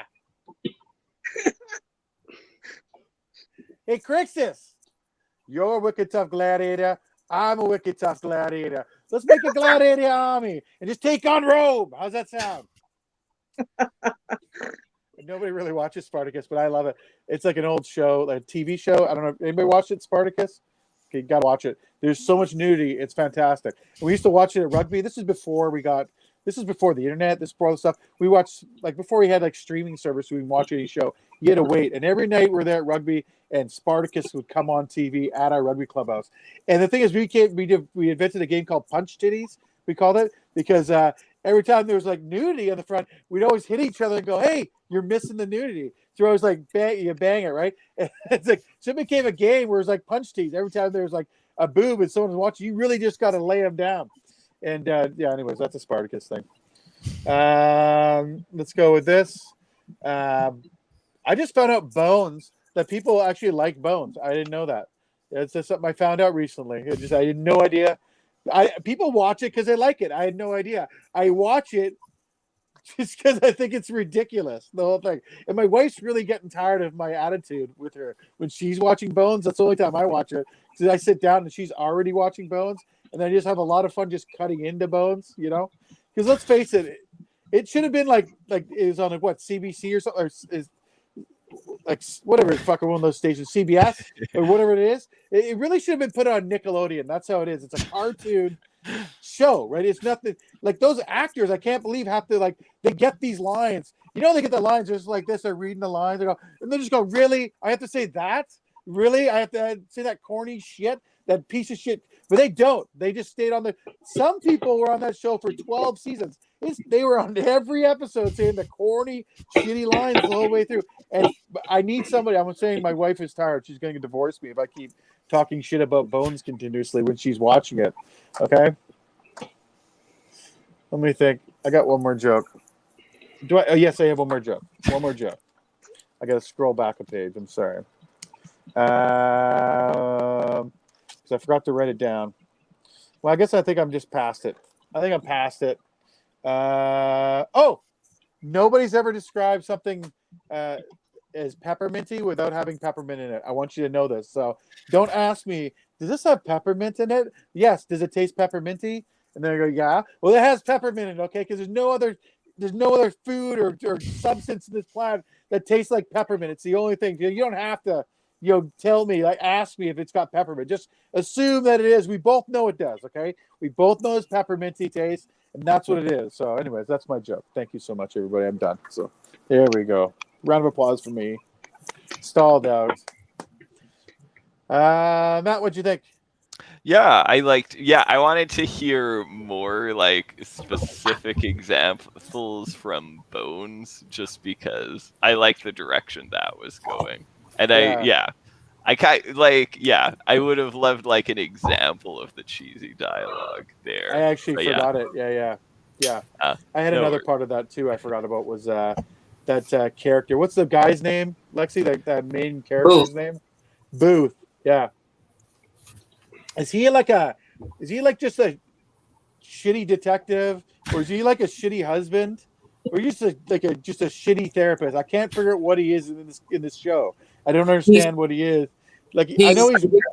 Hold on. I'll listen to the rest of your question because I think I may have an answer. Okay, that was all I had. It was just me making fun of Booth. So that's no, because you're not wrong. Because if you ask the show, whatever, he's like Special Agent Booth, right? Yeah, but if you watch any other show, like the Special Agent is the one overseas. Like he's the fucker that doesn't. Yeah. He probably looks like one of you three. Like he's not in uniform. He has a fucking beard and curl. Like he looks like someone you see on the street. And then all of a sudden he pulls out like an AR from his fucking Wrangler jeans and shit, and like he's shooting you and moving out of a fucking punch buggy, like physically impossible things. This dude 6'2" in a punch buggy jumped out, pull an AR, shot 6 people. No, didn't happen. Didn't fucking happen. You know, but he can do that. And I like he's like a realistic anime detective. Like he's just his experience comes from his dad being a shitty father, like the white version of a black absent father. Like he only chipped in when there was alcohol or like okay, right? And that made him a shitty relationship with his son. Son grew up to be dramatically eccentric, and now that there's no thing that he's too far-fetched for. Why? Because he's filled his array of movies. I'm sad to talk about this like this because this is really how I thought my marriage went. Yeah. This is why that marriage started off in my life. But anyway, while Bones is the scientific side, it makes fucking sense about like empathy and human interaction. She was like, that makes scientific sense. Yeah. And then they'll find the balance, and they're like, both of y'all were essentially like Soroyan or something. Like both of y'all are wrong. You probably shouldn't tell anyone that. Or like my favorite is probably smoking. Whoo, cotton mouth almost got me. Yep. You get cotton mouth and then all of a sudden moisture comes all the way up from the back of your throat at once. Try to kill I have to confess. I'm sorry, everybody. I have to confess. Wait. I intentionally did that joke because I knew how much of a fan she was of Bones. So Lexi's got to hear this Bones. So how animated people are of Bones makes me laugh. So that's why I'm dying laughing because I just antagonized her into that thing. I love it. Yeah. The end of it was just like Sweets or Dr. Soroyan, depending on what the issue is. We'll have like both of you are so you're wrong, and then that's where the lesson comes in. It's like, yeah, it's marriage, it's compromise. If you're right because this, and you're right because this, and that's that's pretty much it. But you're not far off yet because being the cynical version of it is I feel like it's way funnier. If you take the time with it. Yeah. Sorry, Matt. Did we cut you off? Oh no. That was my main point. Yeah. Katie, what did you think? Yeah, sorry, I just I restarted there. Am I louder now? Because you guys are way louder now. Oh yeah, sound great. Yeah. Yeah, weird. I forgot you were gone. Yeah. Thank you. No, stay. I'm usually the only person with 4 lips. Please stay. I like when you said you have fun cutting into bones. I was like, oh yeah, so that wet sock thing, you're right, Lexi. This guy's a serial killer. Small sound. 100%. I'd like to be honest, Miller. When you came home to that quiet house, you put on the History Channel. Okay. I did, yeah. Oh man, I get, because of my job, I won't say what it is. I get the free porn channels. I've had them for years, and I never watch them because it's like, they're there. It's like Stanley Park here. I never go to Stanley Park because it's right there. It's like, So the porn, I know what you mean. But I did sit down. 2 minutes from Niagara Falls. Yes, I get it. Yes. Yeah.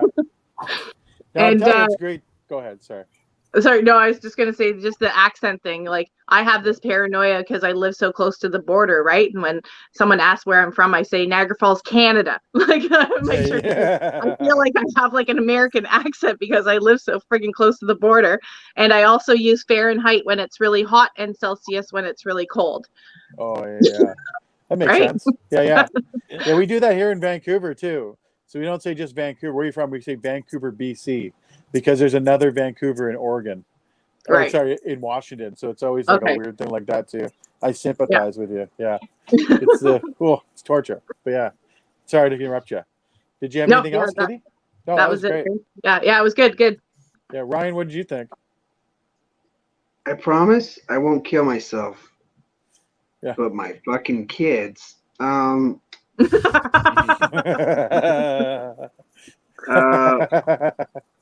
I just want some peace and quiet. The Keller Reeves story.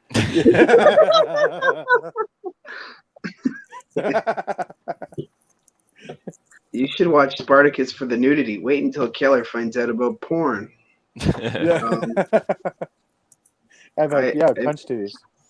I just found out people love Bones. My wife loves it, but you should see my dogs. That's all I got. Thank you, Ryan. Well, I guess we can give another round of applause for the best comedian of tonight. It was me. Another round of applause, yeah. So, okay, we're gonna go back a step because the screens are all messed up.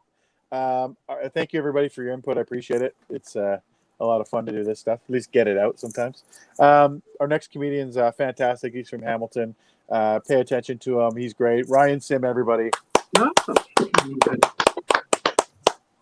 I am gross though. I have IBS. Do you guys know what that stands for?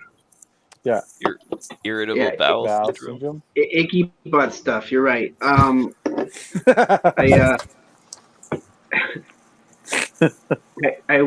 just got back from a vacation at a Mennonite farm, and they had to interview us to make sure that we would be a good fit for their place. And they're like, we just want you to know we have no electricity, no internet, but they did not tell me there was no indoor plumbing.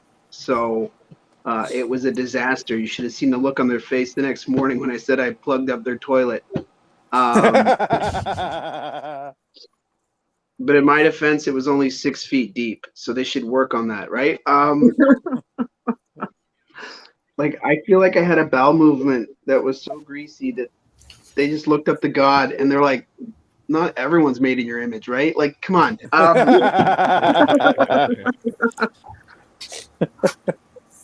I worry that I gave off the wrong vibe. Like, I deny being white trash, but the excessive amounts of White Claw empties and Alfredo sauce that we left in their garbage, speaks otherwise. Like, they're just ashamed of this garbage. I tried to level with them. I tried to tell them some jokes because on my profile it says I'm a stand-up comedian.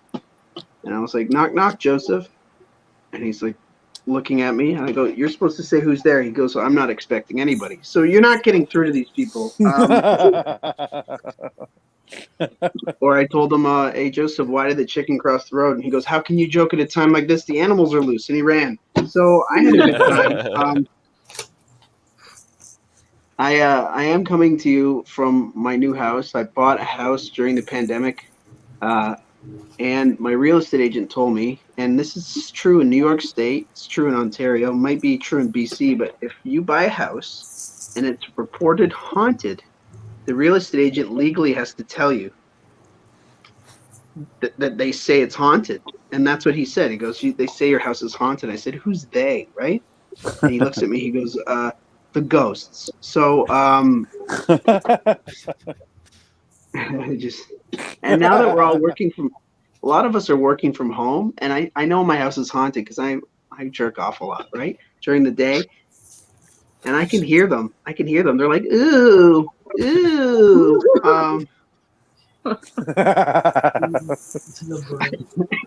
I'm lying. I actually, my house is actually haunted by a guy named Frank. He's an alcoholic, and he spends his nights just roaming my hallways, going booze, booze. It's actually a real problem because he will not go to bed unless you do shots, and it's getting to the point where people at work are noticing that I look hungover a lot, and they're asking me if everything's okay at home, and they're like try to have an intervention, and I'm like, it's not me, it's the ghost, He's so drunk that he can still walk into walls. I don't get it. I'm just happy I don't have. I'm just happy I don't have a millennial ghost like my neighbors. He's just always asking for the Wi-Fi password, and he's getting really lazy. Like, he's just posting scary pictures to his Instagram, and if you don't follow him, he's like, I wish I was never unborn. I just want to make sure that the ghosts are out of my house before I got a baby, and I want to make sure the ghosts are out of my house before my son becomes a teenager, because the last thing I want to do is walk by his room with the door closed and I can hear them going, ooh. It's hard being a pandemic parent because all the childcare workers are all wearing masks, right? And it's hard to look. It's hard to see your mouth like this. And when a kid's developing, I feel like they need to see that movement. And my wife is Serbian. She speaks Serbian to him. All day at daycare, he has covered mouth. So we're worried he has like speech delay problems because he's about 14 months and he can only say mama, dada, and doi, doi, doi, doi, doi. That's all he says. And I asked my wife, and I said, what does that mean in Serbian? She goes, oh, that means doi, doi, doi, doi, doi. So we got a speech pathologist, and I explained it to her. But I said when he wants more milk, he goes like this. And I looked up baby sign language, and I think it means something. She goes, "Oh, he does this." Yeah, I go, "Yeah, what does that mean?" She said, "Oh, this means doi doi doi doi doi." So we're taking it. We've got our good doys and our bad doys. That's what I'm trying to say. We were at the park the other day, and he slipped and he hit his head. And I was like, "Oh God, he can't talk less, right?" And I just ran up to him, and I was like, "Are you okay?" And he was like, "Fuck, that hurt." So it works, I just it just turns out that the key to success is just a little. You don't need speech therapy. You just need a little abuse. Because my mom used to smack me all the time growing up. I remember in math, I'd be bringing home my homework. I'm like, "Mom, what's 3 times 8?" And she'd smack my head. I'm going, "Oh yeah, I forgot." But we do play this game. When you're a parent, you're teaching. Keller, you probably know. It's like all day you're thinking of ways to play games to teach them stuff. So every time I'm walking down, I live right near Main Street in a busy city. Every time we see a bus, we stop. I look up and we wave and we go bus, bus, bus. We go bus, bus, bus. Every time.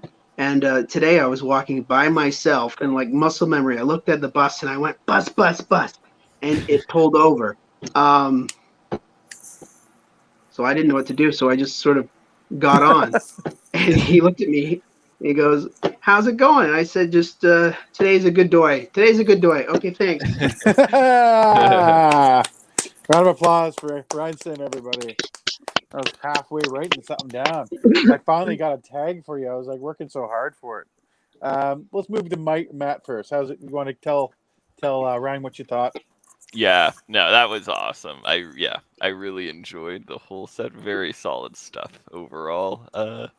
Yeah, the whole ghost thing. Oh man, there was a direction I feel like you could have took it. Like, oh, that alcoholic. It turns out he's not actually a ghost. He's just the tenant that lived here from before, and we inherited him. So, yeah, something like that. So yeah, like. Just an idea to explore. Maybe it's not a very good one. Or maybe saying there's ghosts in her house. Oh, it turns out you can never get rid of these tenants. Exactly. Yeah. Okay, tenant. As long as they, but as long as they pay rent every month from their estate, I'm fine with them staying.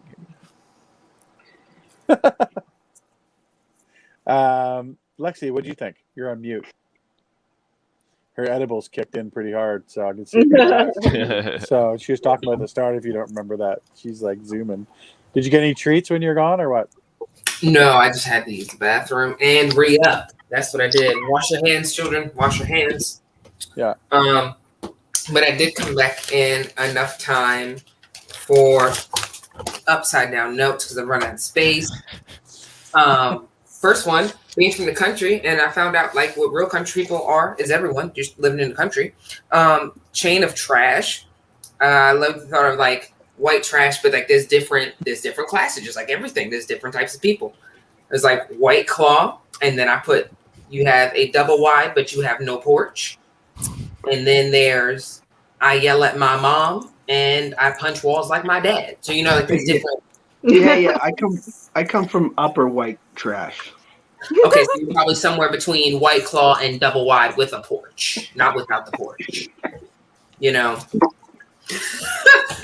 But I love like I think racist is best. I think this is the best way to get rid of racism personally. So I love running head first that racist joke. This wasn't a racist joke. I've never heard cotton being any kind of racist. It is what you make it. It's just fabric. The third, dude, Jim, not gonna take that last name. 6 lips. Nope. Add 2 more. All right, back to you. Yeah, I'm a woman. I can't stand not being right. I'm a fucking make another point. The last one for the you did the doi and the like the media. I was like you said I missed the middle joke, but you said something like he's getting better or something. And I was like, yeah, we let him watch SpongeBob, and now he says something different. He at least goes, "You ain't know him, and like your phone does." Yeah, or like say you thought he was about to communicate and he was texting and found out it was just fucking spell correct, fucking it up. But you thought he was communicating, like he had extra words. No, it was just SpongeBob kind of shit. Just yoing yoing. Besides, I really enjoyed that, especially your callbacks have to be my favorite. It always feels like it's a well-rounded joke, but reminder, and it's very natural when it's put in. Like if you didn't catch a joke, you'll at least catch a callback, and I feel like it'll make you rethink what it brought you to. I love it. Thanks. Good job, Katie. What do you think? Yeah, all super funny stuff. I like the ghost booze. Yeah, Frank. I like Frank. I was dropped on my head as a baby and I got a concussion. So don't worry, your kid's gonna be fine. My mom was just thankful that she had something else to blame the drinking during pregnancy on. It's like, yeah, it's just the concussion. It had nothing to do with me drinking during my whole pregnancy. Sorry. Something I just thought of, if I may interject. With the Mennonite farm, how did they post that they were renting out their farm if, like, Mennonites can't use technology? Their son posted it on Airbnb. Okay. So, he's not, but they still, I guess, approve of him. So. Their old order, he's not. He has a truck. I noticed that. For 10 minutes. To drive to the next town to, the cafe, the internet cafe. To Starbucks. They left a review and it just said they were a happy family. I was like, you're supposed to say way more. That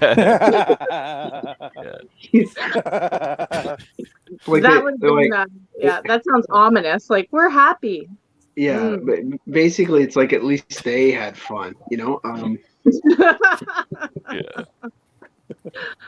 And did you have to milk cows and, shovel shit and stuff, right? He looked at me and thought, you can just help me burn stuff. I don't think he trusted. I think he thought I was going to be weird with the animals. Me. It's like he has no upper body strength, so definitely not helping with the baling the hay. He looks weird as fuck, so definitely not going to let him touch my cow's tits. I just like the classic. It's like, yeah, I milked all the cows. Those are balls.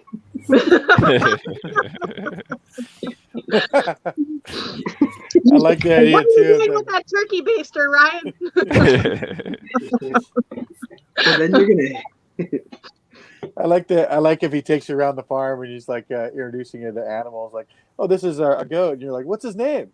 Look, Jeremy. Hello, Jeremy. And just keep moving on to like animals.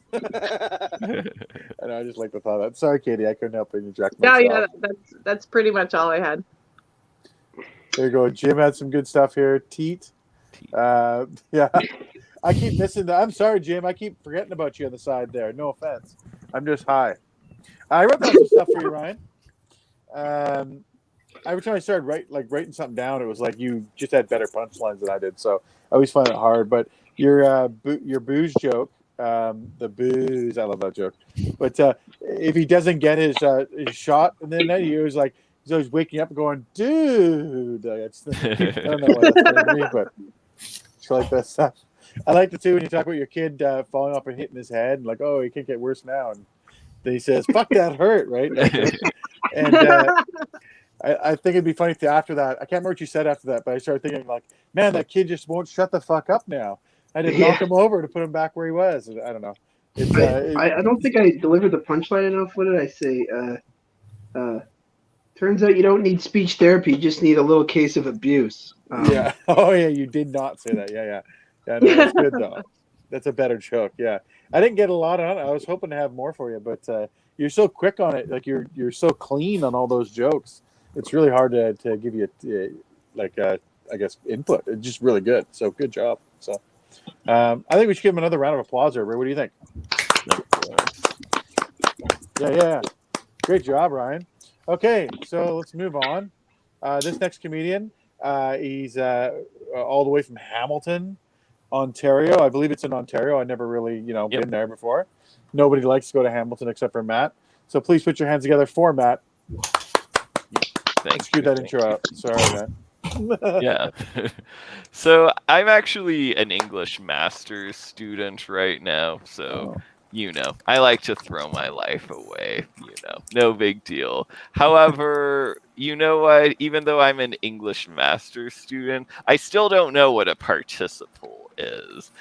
But it really sounds dirty, though. Like if somebody said, "You'll never guess what she did to my participles last night," I would just be like, "Say no more, pal." And yeah, yeah. So still don't know what it actually is, though. However, as an English student, I do know what participation means. It means when water falls from the sky. And also participation is when you're really excited for something to happen. And I know when a word means the same thing, it's called a synonym. And yeah. I'd love a cinnamon bun right now. And you know what? Like I feel like black lights are something like that's kind of like an oxymoron because black lights can't really exist. They're really dark blue lights, and that's like the idea of foster children. Like foster children aren't all Jodie Foster's children, and that just kind of messes me up a bit. And as for my situation in life, I'm the youngest kid, and I'm probably giving that youngest child energy right now.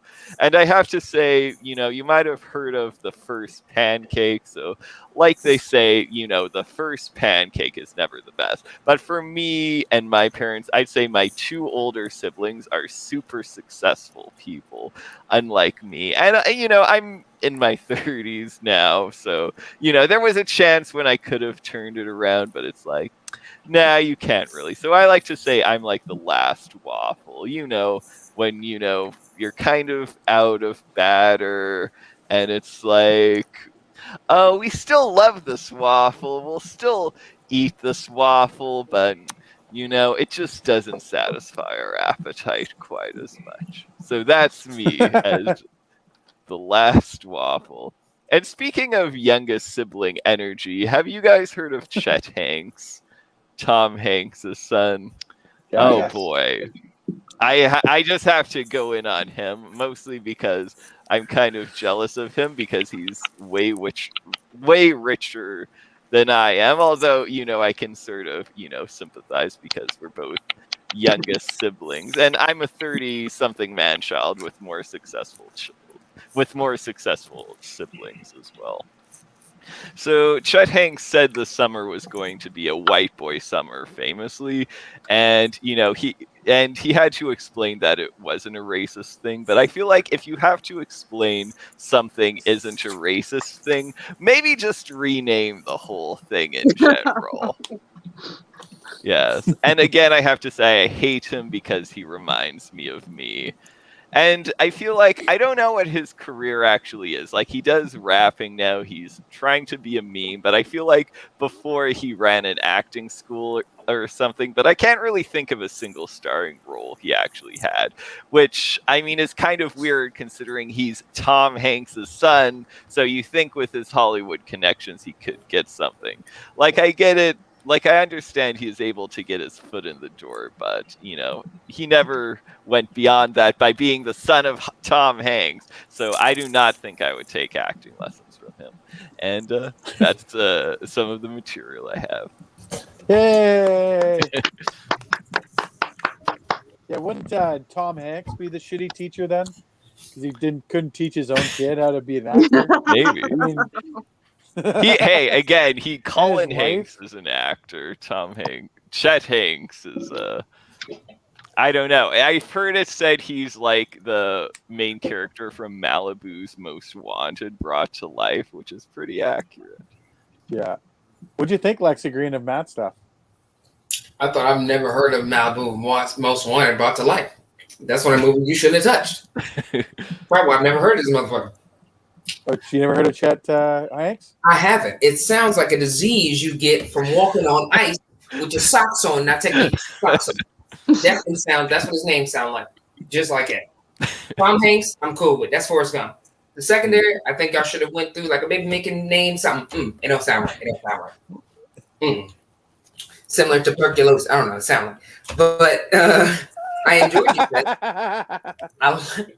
I like people, and I love the way you sound. It makes me fucking laugh so much. It's you sound like the Clear Eyes guys if he literally had like two droplets of like amusement, like commercial, same lines. That's like you do, but just like a Professor X of amusement, and that'd be it.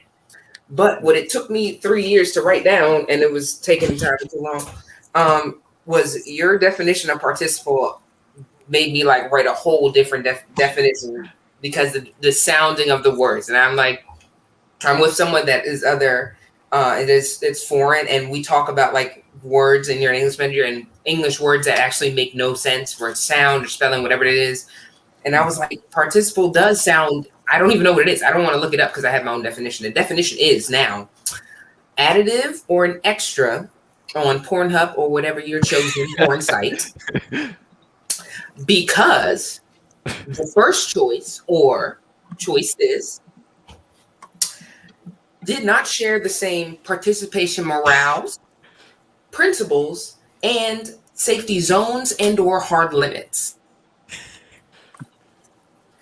But I like that came out of absolutely nowhere. Just hearing it, I love the way you flipped it, and it still sounded like what it was supposed to be, but without any question of a doubt. Like the way you delivered the definition, didn't want. I like the way you. I like your new definition too. That sounds that sounds like there should be a word for that, and it might as well be participle at this point.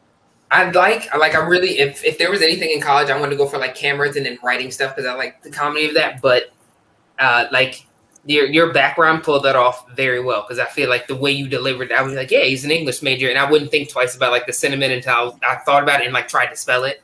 And it's 2020, and this is getting really bad, so I'm gonna need you to get that mastered and get these jokes out so people can actually know that they're jokes and not think that cinnamon is real because. There are people out here that do. They very much, they are grown adults.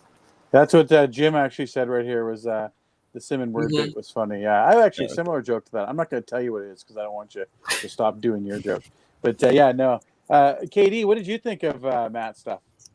I missed most of it there because I don't know. You dropped off again. My phone's doing some funky crap tonight, but yeah, like they said, the whole cinnamon thing, and I think like you could use like a pseudonym. As well, you could use that too in there somehow, you know, like I don't know. Yeah, pseudonym. Isn't that one of the main ingredients in meth? I thought pseudonym was illegal right now. Well, a pseudonym is like what I use, like not my name, right? Like. Oh yeah, no, but isn't that like what truck drivers take to stay awake on the road? Don't they take? Sudafed? I don't know what is that Sudafed, isn't that like the word in Japanese for like when you get like octopus and squid combination sushi? Sudafed. God, I hope some comedians get Jesus. English is it right now. What did you think, Ryan? How about this? Let's move. What do you think, Ryan? I'm taking my master's in English, and it's like, you know, going well. I thought maybe you could play on that. When I get my degree, it also doubles as a food stamp. Chet Hanks, arrogance, singing about white boy summer, confidence, living it.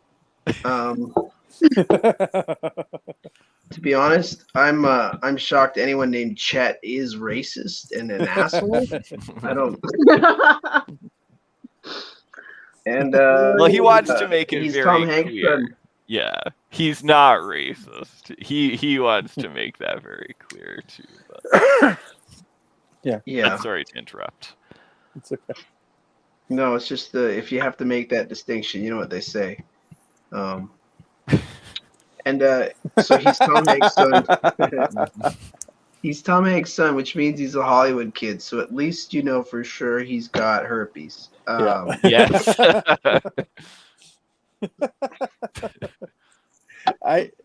Sorry, Ron, are we done?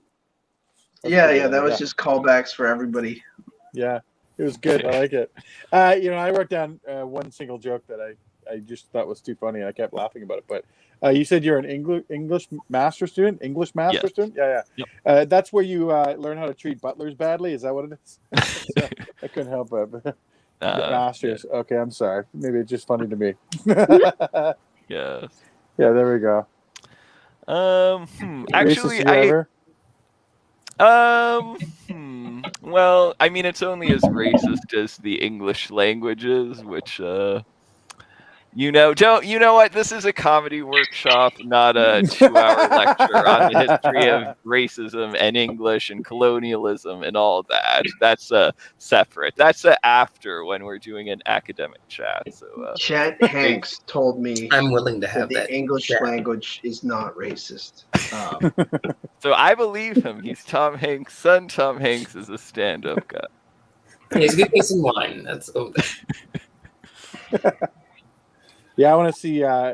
He said it was a what? What did Chet say it was? A white boy summer? Yeah, right? white boy summer. Yeah. Oh, that's funny. Not racist though. Although.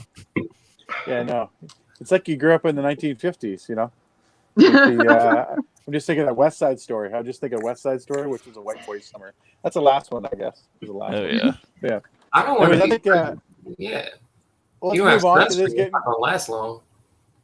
Let's move on because it's getting kind of late, everybody. So let's keep it moving here. I think Matt, way to go! Round of applause for Matt, everybody. That was a good job. Thank you. You know. Okay, our next comedian is all the way from Seattle by way of New York. Put your hands together for Lexi Green, everybody. There we go. Thank you. I'm gonna have a relatively short set, but I think I like to say things that a lot of people might not have the time. I like to call it tangent thinking. I'm a big fan of that because I work at a pot shop. So what do I really need to think about during a pot shop in order to keep sanity? You can't think about anything too serious. One of them is I really like the fact that I work at a drug shop. Like I sell legal drugs. I get like a W-2 for it, right? While don't get me wrong, like I have to get a little bit more sun. This, as you can see, this arm's a little more authentic than this arm, which gonna pretend this sleeve's not here, right? But in any other area, I might have a little bit of black cred, right? And I might be a little bit of a thug. Like when I go to black clubs, I usually do not dress accordingly. I'm usually dressed like somebody that is prepared to go to brunch and Girl or Boy Scouts at all times. But like I'm ready to cut your wood too. I can clean your pool out. I know how to put oil in your car. I also can clear out your refrigerator, right? But I enjoy taking the image that people think because it makes my job way easier. They have security. And yet, like it's very good time to be black and not do anything. At my job right now, like with George Floyd and everything happening, I just have to look like I wish you would, and you just won't. I've heard a joke, and it's not my joke, and I think it was one of the funniest and realest ones. It was like, it's a really good job market to be white right now. Because if you don't feel like coming to work, you're like, I'm feeling real mental healthy right now. I'm feeling real mentally illness. You can kind of do that same thing with work, depending on where you work. My job might be like, I'm feeling real hashtag-ish.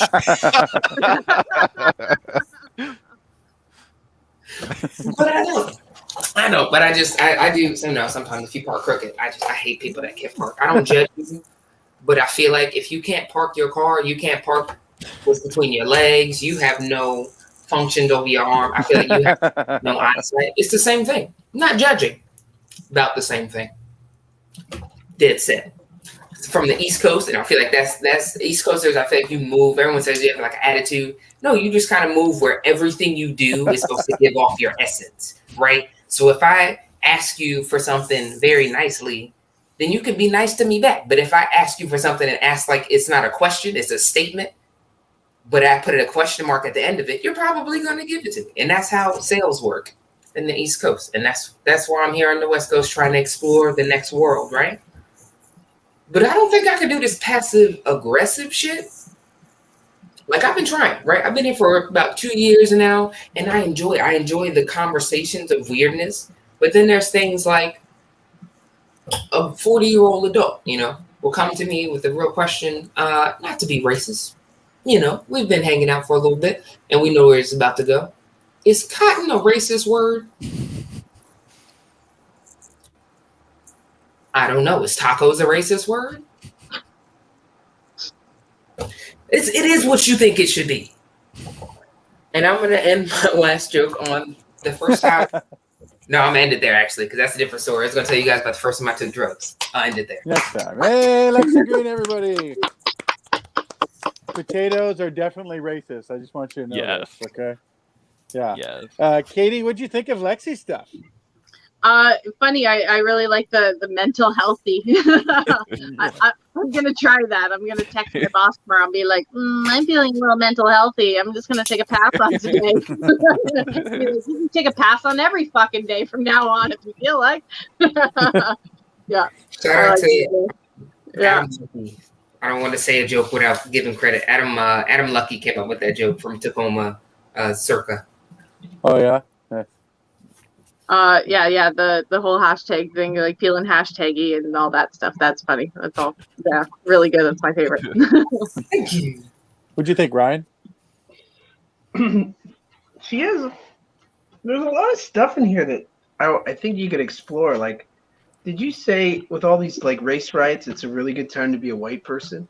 Did you say something like that, or what did you say when it said it's a good time to be a white person? I just want to know the context again because it was interesting. So yeah, that was Adam's joke in his. I don't know it verbatim, obviously, because I don't like doing jokes. But it was like right now it was 20. It was basically a year and a change ago where it was like 16 shootings, and it was only 3 months into the year or something. And he was like, "It's a really good time to be white at a job because you can just call in and instead of calling out like." It'd be like, I'm not coming into work today. I'd be like, hey, I'm giving you a hassle. The boss is saying no. It'd be like, I'm not feeling really mentally stable right now. I think I should, come in a little bit later. Matter of fact, I will come in. And all of a sudden your boss is like, you know what? Let's not. And then I moved over and I was like, if that was in my element, because I'm the only person of color in my black person, not Hispanic person or brown person. But I was like, I sit at the door and I'm a very lively greeter and I make it so because I expect everybody to be. But no, I love when people come in and they're like, they do that kind of, I'm here to buy cookies and I buy weed and you smoke like me kind of shit. And I just sit there and I don't feel like I'm putting on any aggressive manner or demeanor. I just kind of put on that token blackface you see in movies where black just goes like this. And then the person who's trying them just fucking does it. So I do that. And then that's how that moves on. I feel like I'm really hashtag. I'm feeling really not me too. I'm feeling black girl magic. I'm feeling these hands are rated E for everyone. That's personally one of my favorite ones because I believe you should treat everyone equally because if I see you in Walmart, these hands are still rated E. You can get it in between the beans cans. What's up?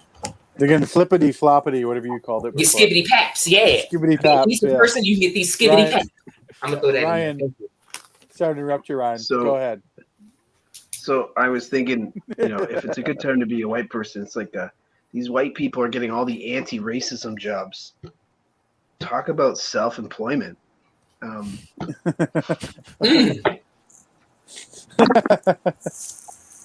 God, I'll spin on that. I actually like that. And then when you were saying the difference between like you asking someone, asking them or telling them for sales, it's like, can I interest you in White Boy Summer versus how are you gonna spend White Boy Summer?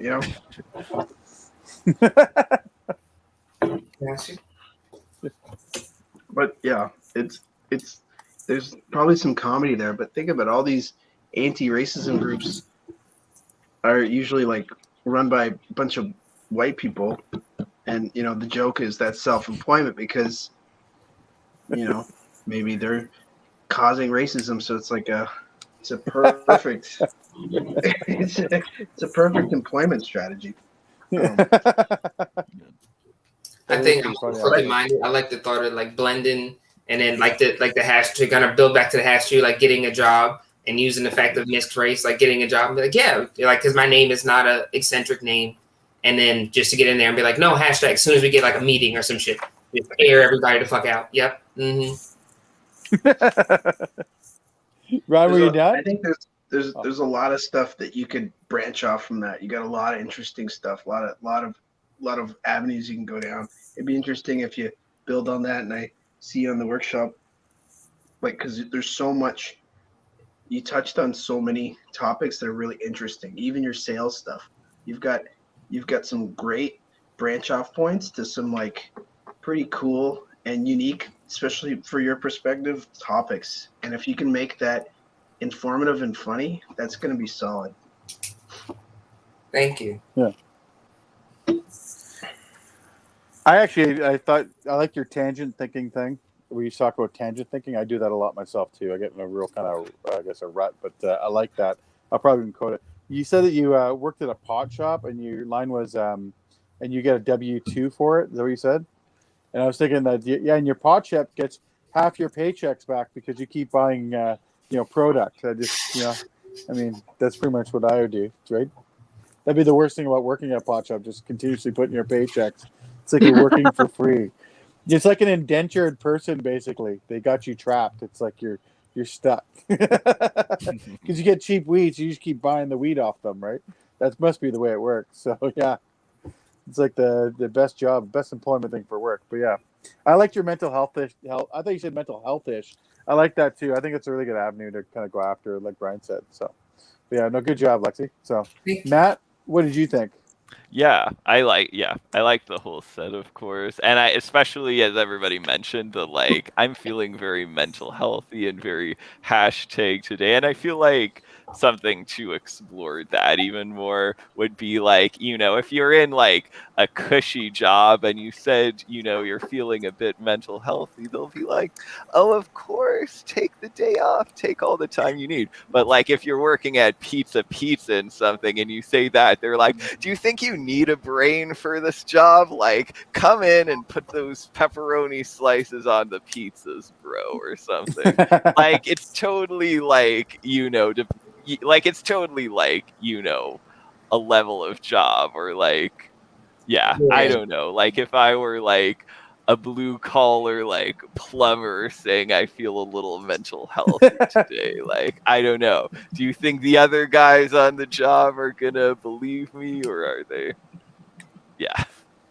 I like that. No, I'm a movie head, so my head went straight to like if something similar to Wolf on Wall Street was like, I'm feeling mental health, and they come in coked for ecstasy, everything, and just loaded like, oh, this is not the day. This is clear out. Everybody, let's go. Yeah, and it's beyond races. He's just ready to go. It's he's coming for everybody. Yeah. Here's Jim Music throwing in. Hey, my disability designation is totally based on my whiteness. He's responding to it. So, yeah, don't trust Tom Hanks. He fisted a volleyball. I actually like that one. So, yeah. But thank you, Jim, for always putting in every day. So, I think that's you did a great job, Lexi. Let's put another round of applause for her. Way to go, everyone. It was a good job, Lexi. Okay, our final comedian is the talented, the fabulous KD, everybody. Thank you. Uh-oh. Oh, she'll be back in a second. We'll give it another crack. Wow. She'll be back. This is the longest line. Well, just so you guys know, I'll give you. I know why. Hold on. Why everybody keeps dropping off for the people that see. Oh no, she's back. Okay. I got it. Yeah, there you go. I think. Hey.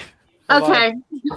But just so everybody knows why people keep falling off is because with the heat, Cablevision and telephone expand, and it creates the signal dropping down lower. And there's nothing you can do about it when it gets extreme heats, like it's getting hot everywhere. So, and that's why everybody's internet's bad all the time in summer. So, explained it. But this next comedian doesn't need an explanation. She's fantastic. She's ready. She may drop off. Put your hands together for Katie, everybody. Thank you. Once again, take two, deja vu. Okay, so super nice that everything is opening up. Now it's getting nice and warm. You know, I've been waiting a year and a half so I can get blackout drunk and fuck strangers again. Am I right? Yeah. Just kidding. I'm married. Call me later. Yeah. I do like to drink, but I like my weed more. You know, I never really got the whole gateway drug thing though, right? Like I've always just stuck with weed because it seemed like the safest drug. Mainly the safest drug for a lady. You know, like I'm not gonna get blackout on weed and like wake up spooning a homeless man again. Or yeah, no one's gonna like slip a roofie into my vape pen and sell me into sex slavery again. I was just recently diagnosed with ADHD in my 40s, and the doctor said it's recommended not to smoke weed and take your medication. He said you can literally die. I was like, what? Whoa. Okay, well, I will definitely take my fucking chances because I'm not going to stop smoking weed. So I might die soon, but anyway. I know since cannabis stores open, it's kind of frowned upon to still be using the weed dealers. But since the pandemic hit strippers so hard, I feel like it's kind of my duty to, you know, take care of their baby daddies at least, you know, do my part. And since strip clubs have been closed so long, I've been watching a lot more porn for sure. Sometimes, okay, let's be honest, it's most times I'm a little drunk or high and not exactly super careful about my browsing, right? Like, okay, Google, show me tits and dicks. Yeah. So, of course, this leads to some viruses, which, I mean, let's be honest, is probably safer than what I'd be getting from those strippers, right? But there's not a lot in life that's more embarrassing than taking your porn-filled laptop in to get fixed, right? Unless the IT guy is your father-in-law. Yeah. I take it over to him and it's all smiles and I don't know what happened. And then a week later, I just send my husband to go pick it up and me and my father-in-law don't make eye contact at the next family function. Or like 4. Yeah. Don't fucking kink shame me, all right? But I have been watching a lot more TV too. I hate to say it, but I kind of got sucked into the lowest form of TV, reality, right? I had said I would never do it, but I started watching a show called Temptation Island. Yeah, if you guys don't know what this is, it's when all these couples go to an island and then they break off and live with a bunch of hotties for an entire month. Yeah. So this girl was a week in and she's crying. She's like, I think I made a terrible mistake. It's like, well, duh, bitch. You just brought your hottest fuck boyfriend to an island full of horny skanks. What the fuck did you think was going to happen, right? Like, guy's got a 26er of tequila and a pair of double D's in his face. Like, do you really think he's, like, contemplating your relationship right now? Like, Rose from buttfuck nowhere, Wisconsin. He's never tasted top shelf liquor in his life. He's gonna motorboat those fuckers like until he forgets what you look like. Let's be honest here, okay? You guys are done. You're fucking done. I love it. I've also been watching The Voice too, right? I love singing and karaoke and everything all about it. So Snoop Dogg actually was a surprise coach the one week. Yeah, like surprise. You're classically trained in opera. Well, your coach is high as fuck and makes gangster rap, but he's here to help you sharpen up that Ave Maria. One of the contestants sang one of Kelly Clarkson's songs. She's a coach too, and just nailed it. Right? She was sitting there just like slack jaw, like misty eyed, right? And Snoop says to him, you know, if you can perform an artist song and reach them on a level like you just did, you know that you've made it. Well, with Snoop being one of my biggest idols since I was a kid, I could not help but picture myself up in front of him rapping my best version of Lottie Dottie, right? Like, with your wrinkled pussy, I can be a lover. Yeah. Like, one single tear rolling down that gangster's face, right? He's like, TikTok, you don't stop, bitch. That's it. Hey, Katie, everybody. I got those gyms in here right away.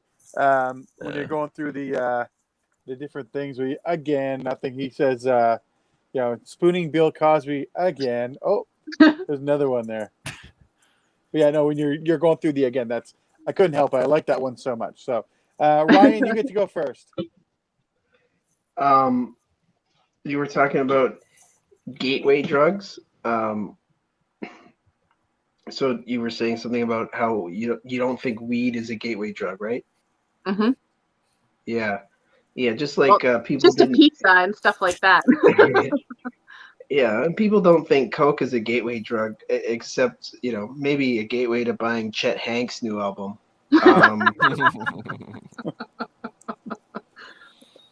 Every time a stripper falls off the pole, a drug dealer cries.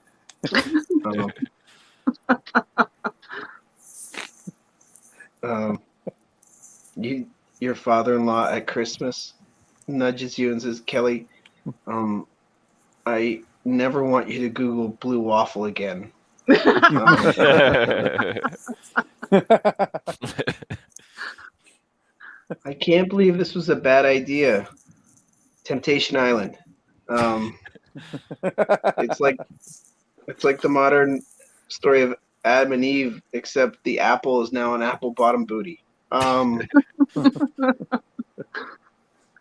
Temptation Island. We had such a good relationship. Yeah. I just. That's why you're there. What did they expect? That's.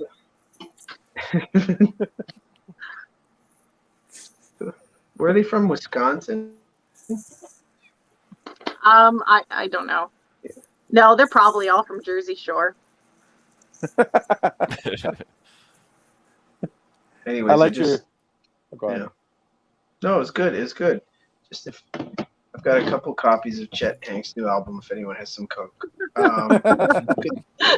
Do you do lines on the CD? I don't think you'd have it any other way. Or is it vinyl? Ryan's taking her back. He's got it on vinyl. Yeah, I'm Longer big on vinyl right now. Yeah. Get more coke on a vinyl. Yeah. Well, then Yeah, you and can use the CD to chop it up, and then you can do it off the record while you're playing his hit songs, "White Boy Summer" and "Damn," streaming available everywhere. Just so Chet Hanks forgives me for what I said, in case he's watching. He has a lot of time on his hands. Yeah, he's I'm watching. not gonna lie. Sure. I'm feeling a little under the weather, so you can hear it in my voice. But in summary, good job. Thank you. I actually wrote down some things for you. It was pretty good. You're talking about porn and whatnot with your dad and all stuff. I just thought you look like you only watch porn for the background decorum. You know what I mean? Like, hey, that's a really nice Chase Lounge they're on. That's. It's like, yeah. Anyways, I also like your thing, butt fuck Wisconsin. You said, and I just couldn't help but think that's probably the best place to come out of the closet. Yeah. So, I just couldn't help with that one, but yeah. And the Snoop Dogg stuff was hilarious. I liked it, so I think you can keep exploring that. It was pretty good, so good job. Matt, what'd you think? Again, I really liked it, I have to say. And the Temptation Island part, trash TV, I feel like I also enjoy trash TV, so I would say more of that, even more shows. If you are into them, I'd love to hear more jokes about that for sure. Awesome, thank you. That was something that I just spoke into my phone at 7:30 in the morning 2 days ago while I was waiting for the bridge, and I was just kind of hit me. My friend was saying that she just started watching it. So. Oh yeah. What did you think, Lexi?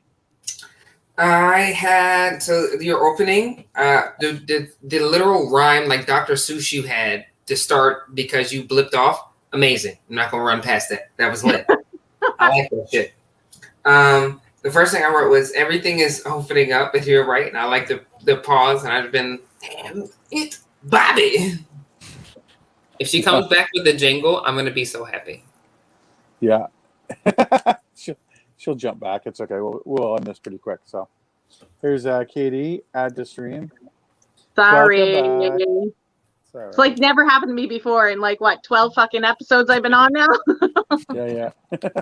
12 seconds. I like it. When we were talking about jingle, I was like, if she came after the jingle, that's gonna be a tough to me. But it's okay. I know we're already running past time. I liked it. And you were like, everything is opening up, and the way I like to hear it, or like, yeah, stores are opening up, and like you get people leading in. It's like men, women, hoes, everything is opening back up. My fucking legs, like everything's opening up here. Everything, anything, everything, you know? Because it's true. I don't care what anyone says. People are opening back up. And speaking of opening up, keeping the local businesses that probably went down or whatever during the virus, such as, you know, my locals, what do they call them? Fresh markets, supermarkets, strip malls, strip clubs, local strip markets, strip club markets, and like throw them in there as a rally. I feel like this. I like those. I'm a pothead, like we all know. So like those jokes that are told, but then there's like layers you think about, like, oh shit, they said this and then this, and I feel like you have that, and I like that a lot. Thank you. It leaves you laughing multiple times. It's very well done. The second to last, when you turn in your laptop, I've not ever been that pretty girl kind of bullshit where you walk into somewhere and be like, oh, I don't know what's going on. I just spilled coffee on it and I came from Starbucks. I don't do that. But when I walk in there, I'll let you assume what you want and then like put my voice on, or like put your voice on, and be like, oh, I don't, you know, in 19 whatever, because you know, way back in the day, they'd be like, she's horny, and be like, oh no, I had sex with her and she's still horny, she must be demented, like that. Be like, oh no, yeah, the porn was on there, it must have been like the past dementia from that past life. I didn't do that. You know, and then, you know, the casual in a movie or whatever, the dude behind the counter is like, oh yeah, because women are all the same. Yeah, it must be it. And you fix your fucking laptop, you don't pay for it, you go away. You know? And his business is broken fucking 3 weeks. I just bought this laptop at a pawn shop. It's something wrong with it. Exactly. My husband bought it for me for our anniversary, and I'm not really sure how it works. And this is the start button, right? Pressing the space bar. Yeah, my kid hit it.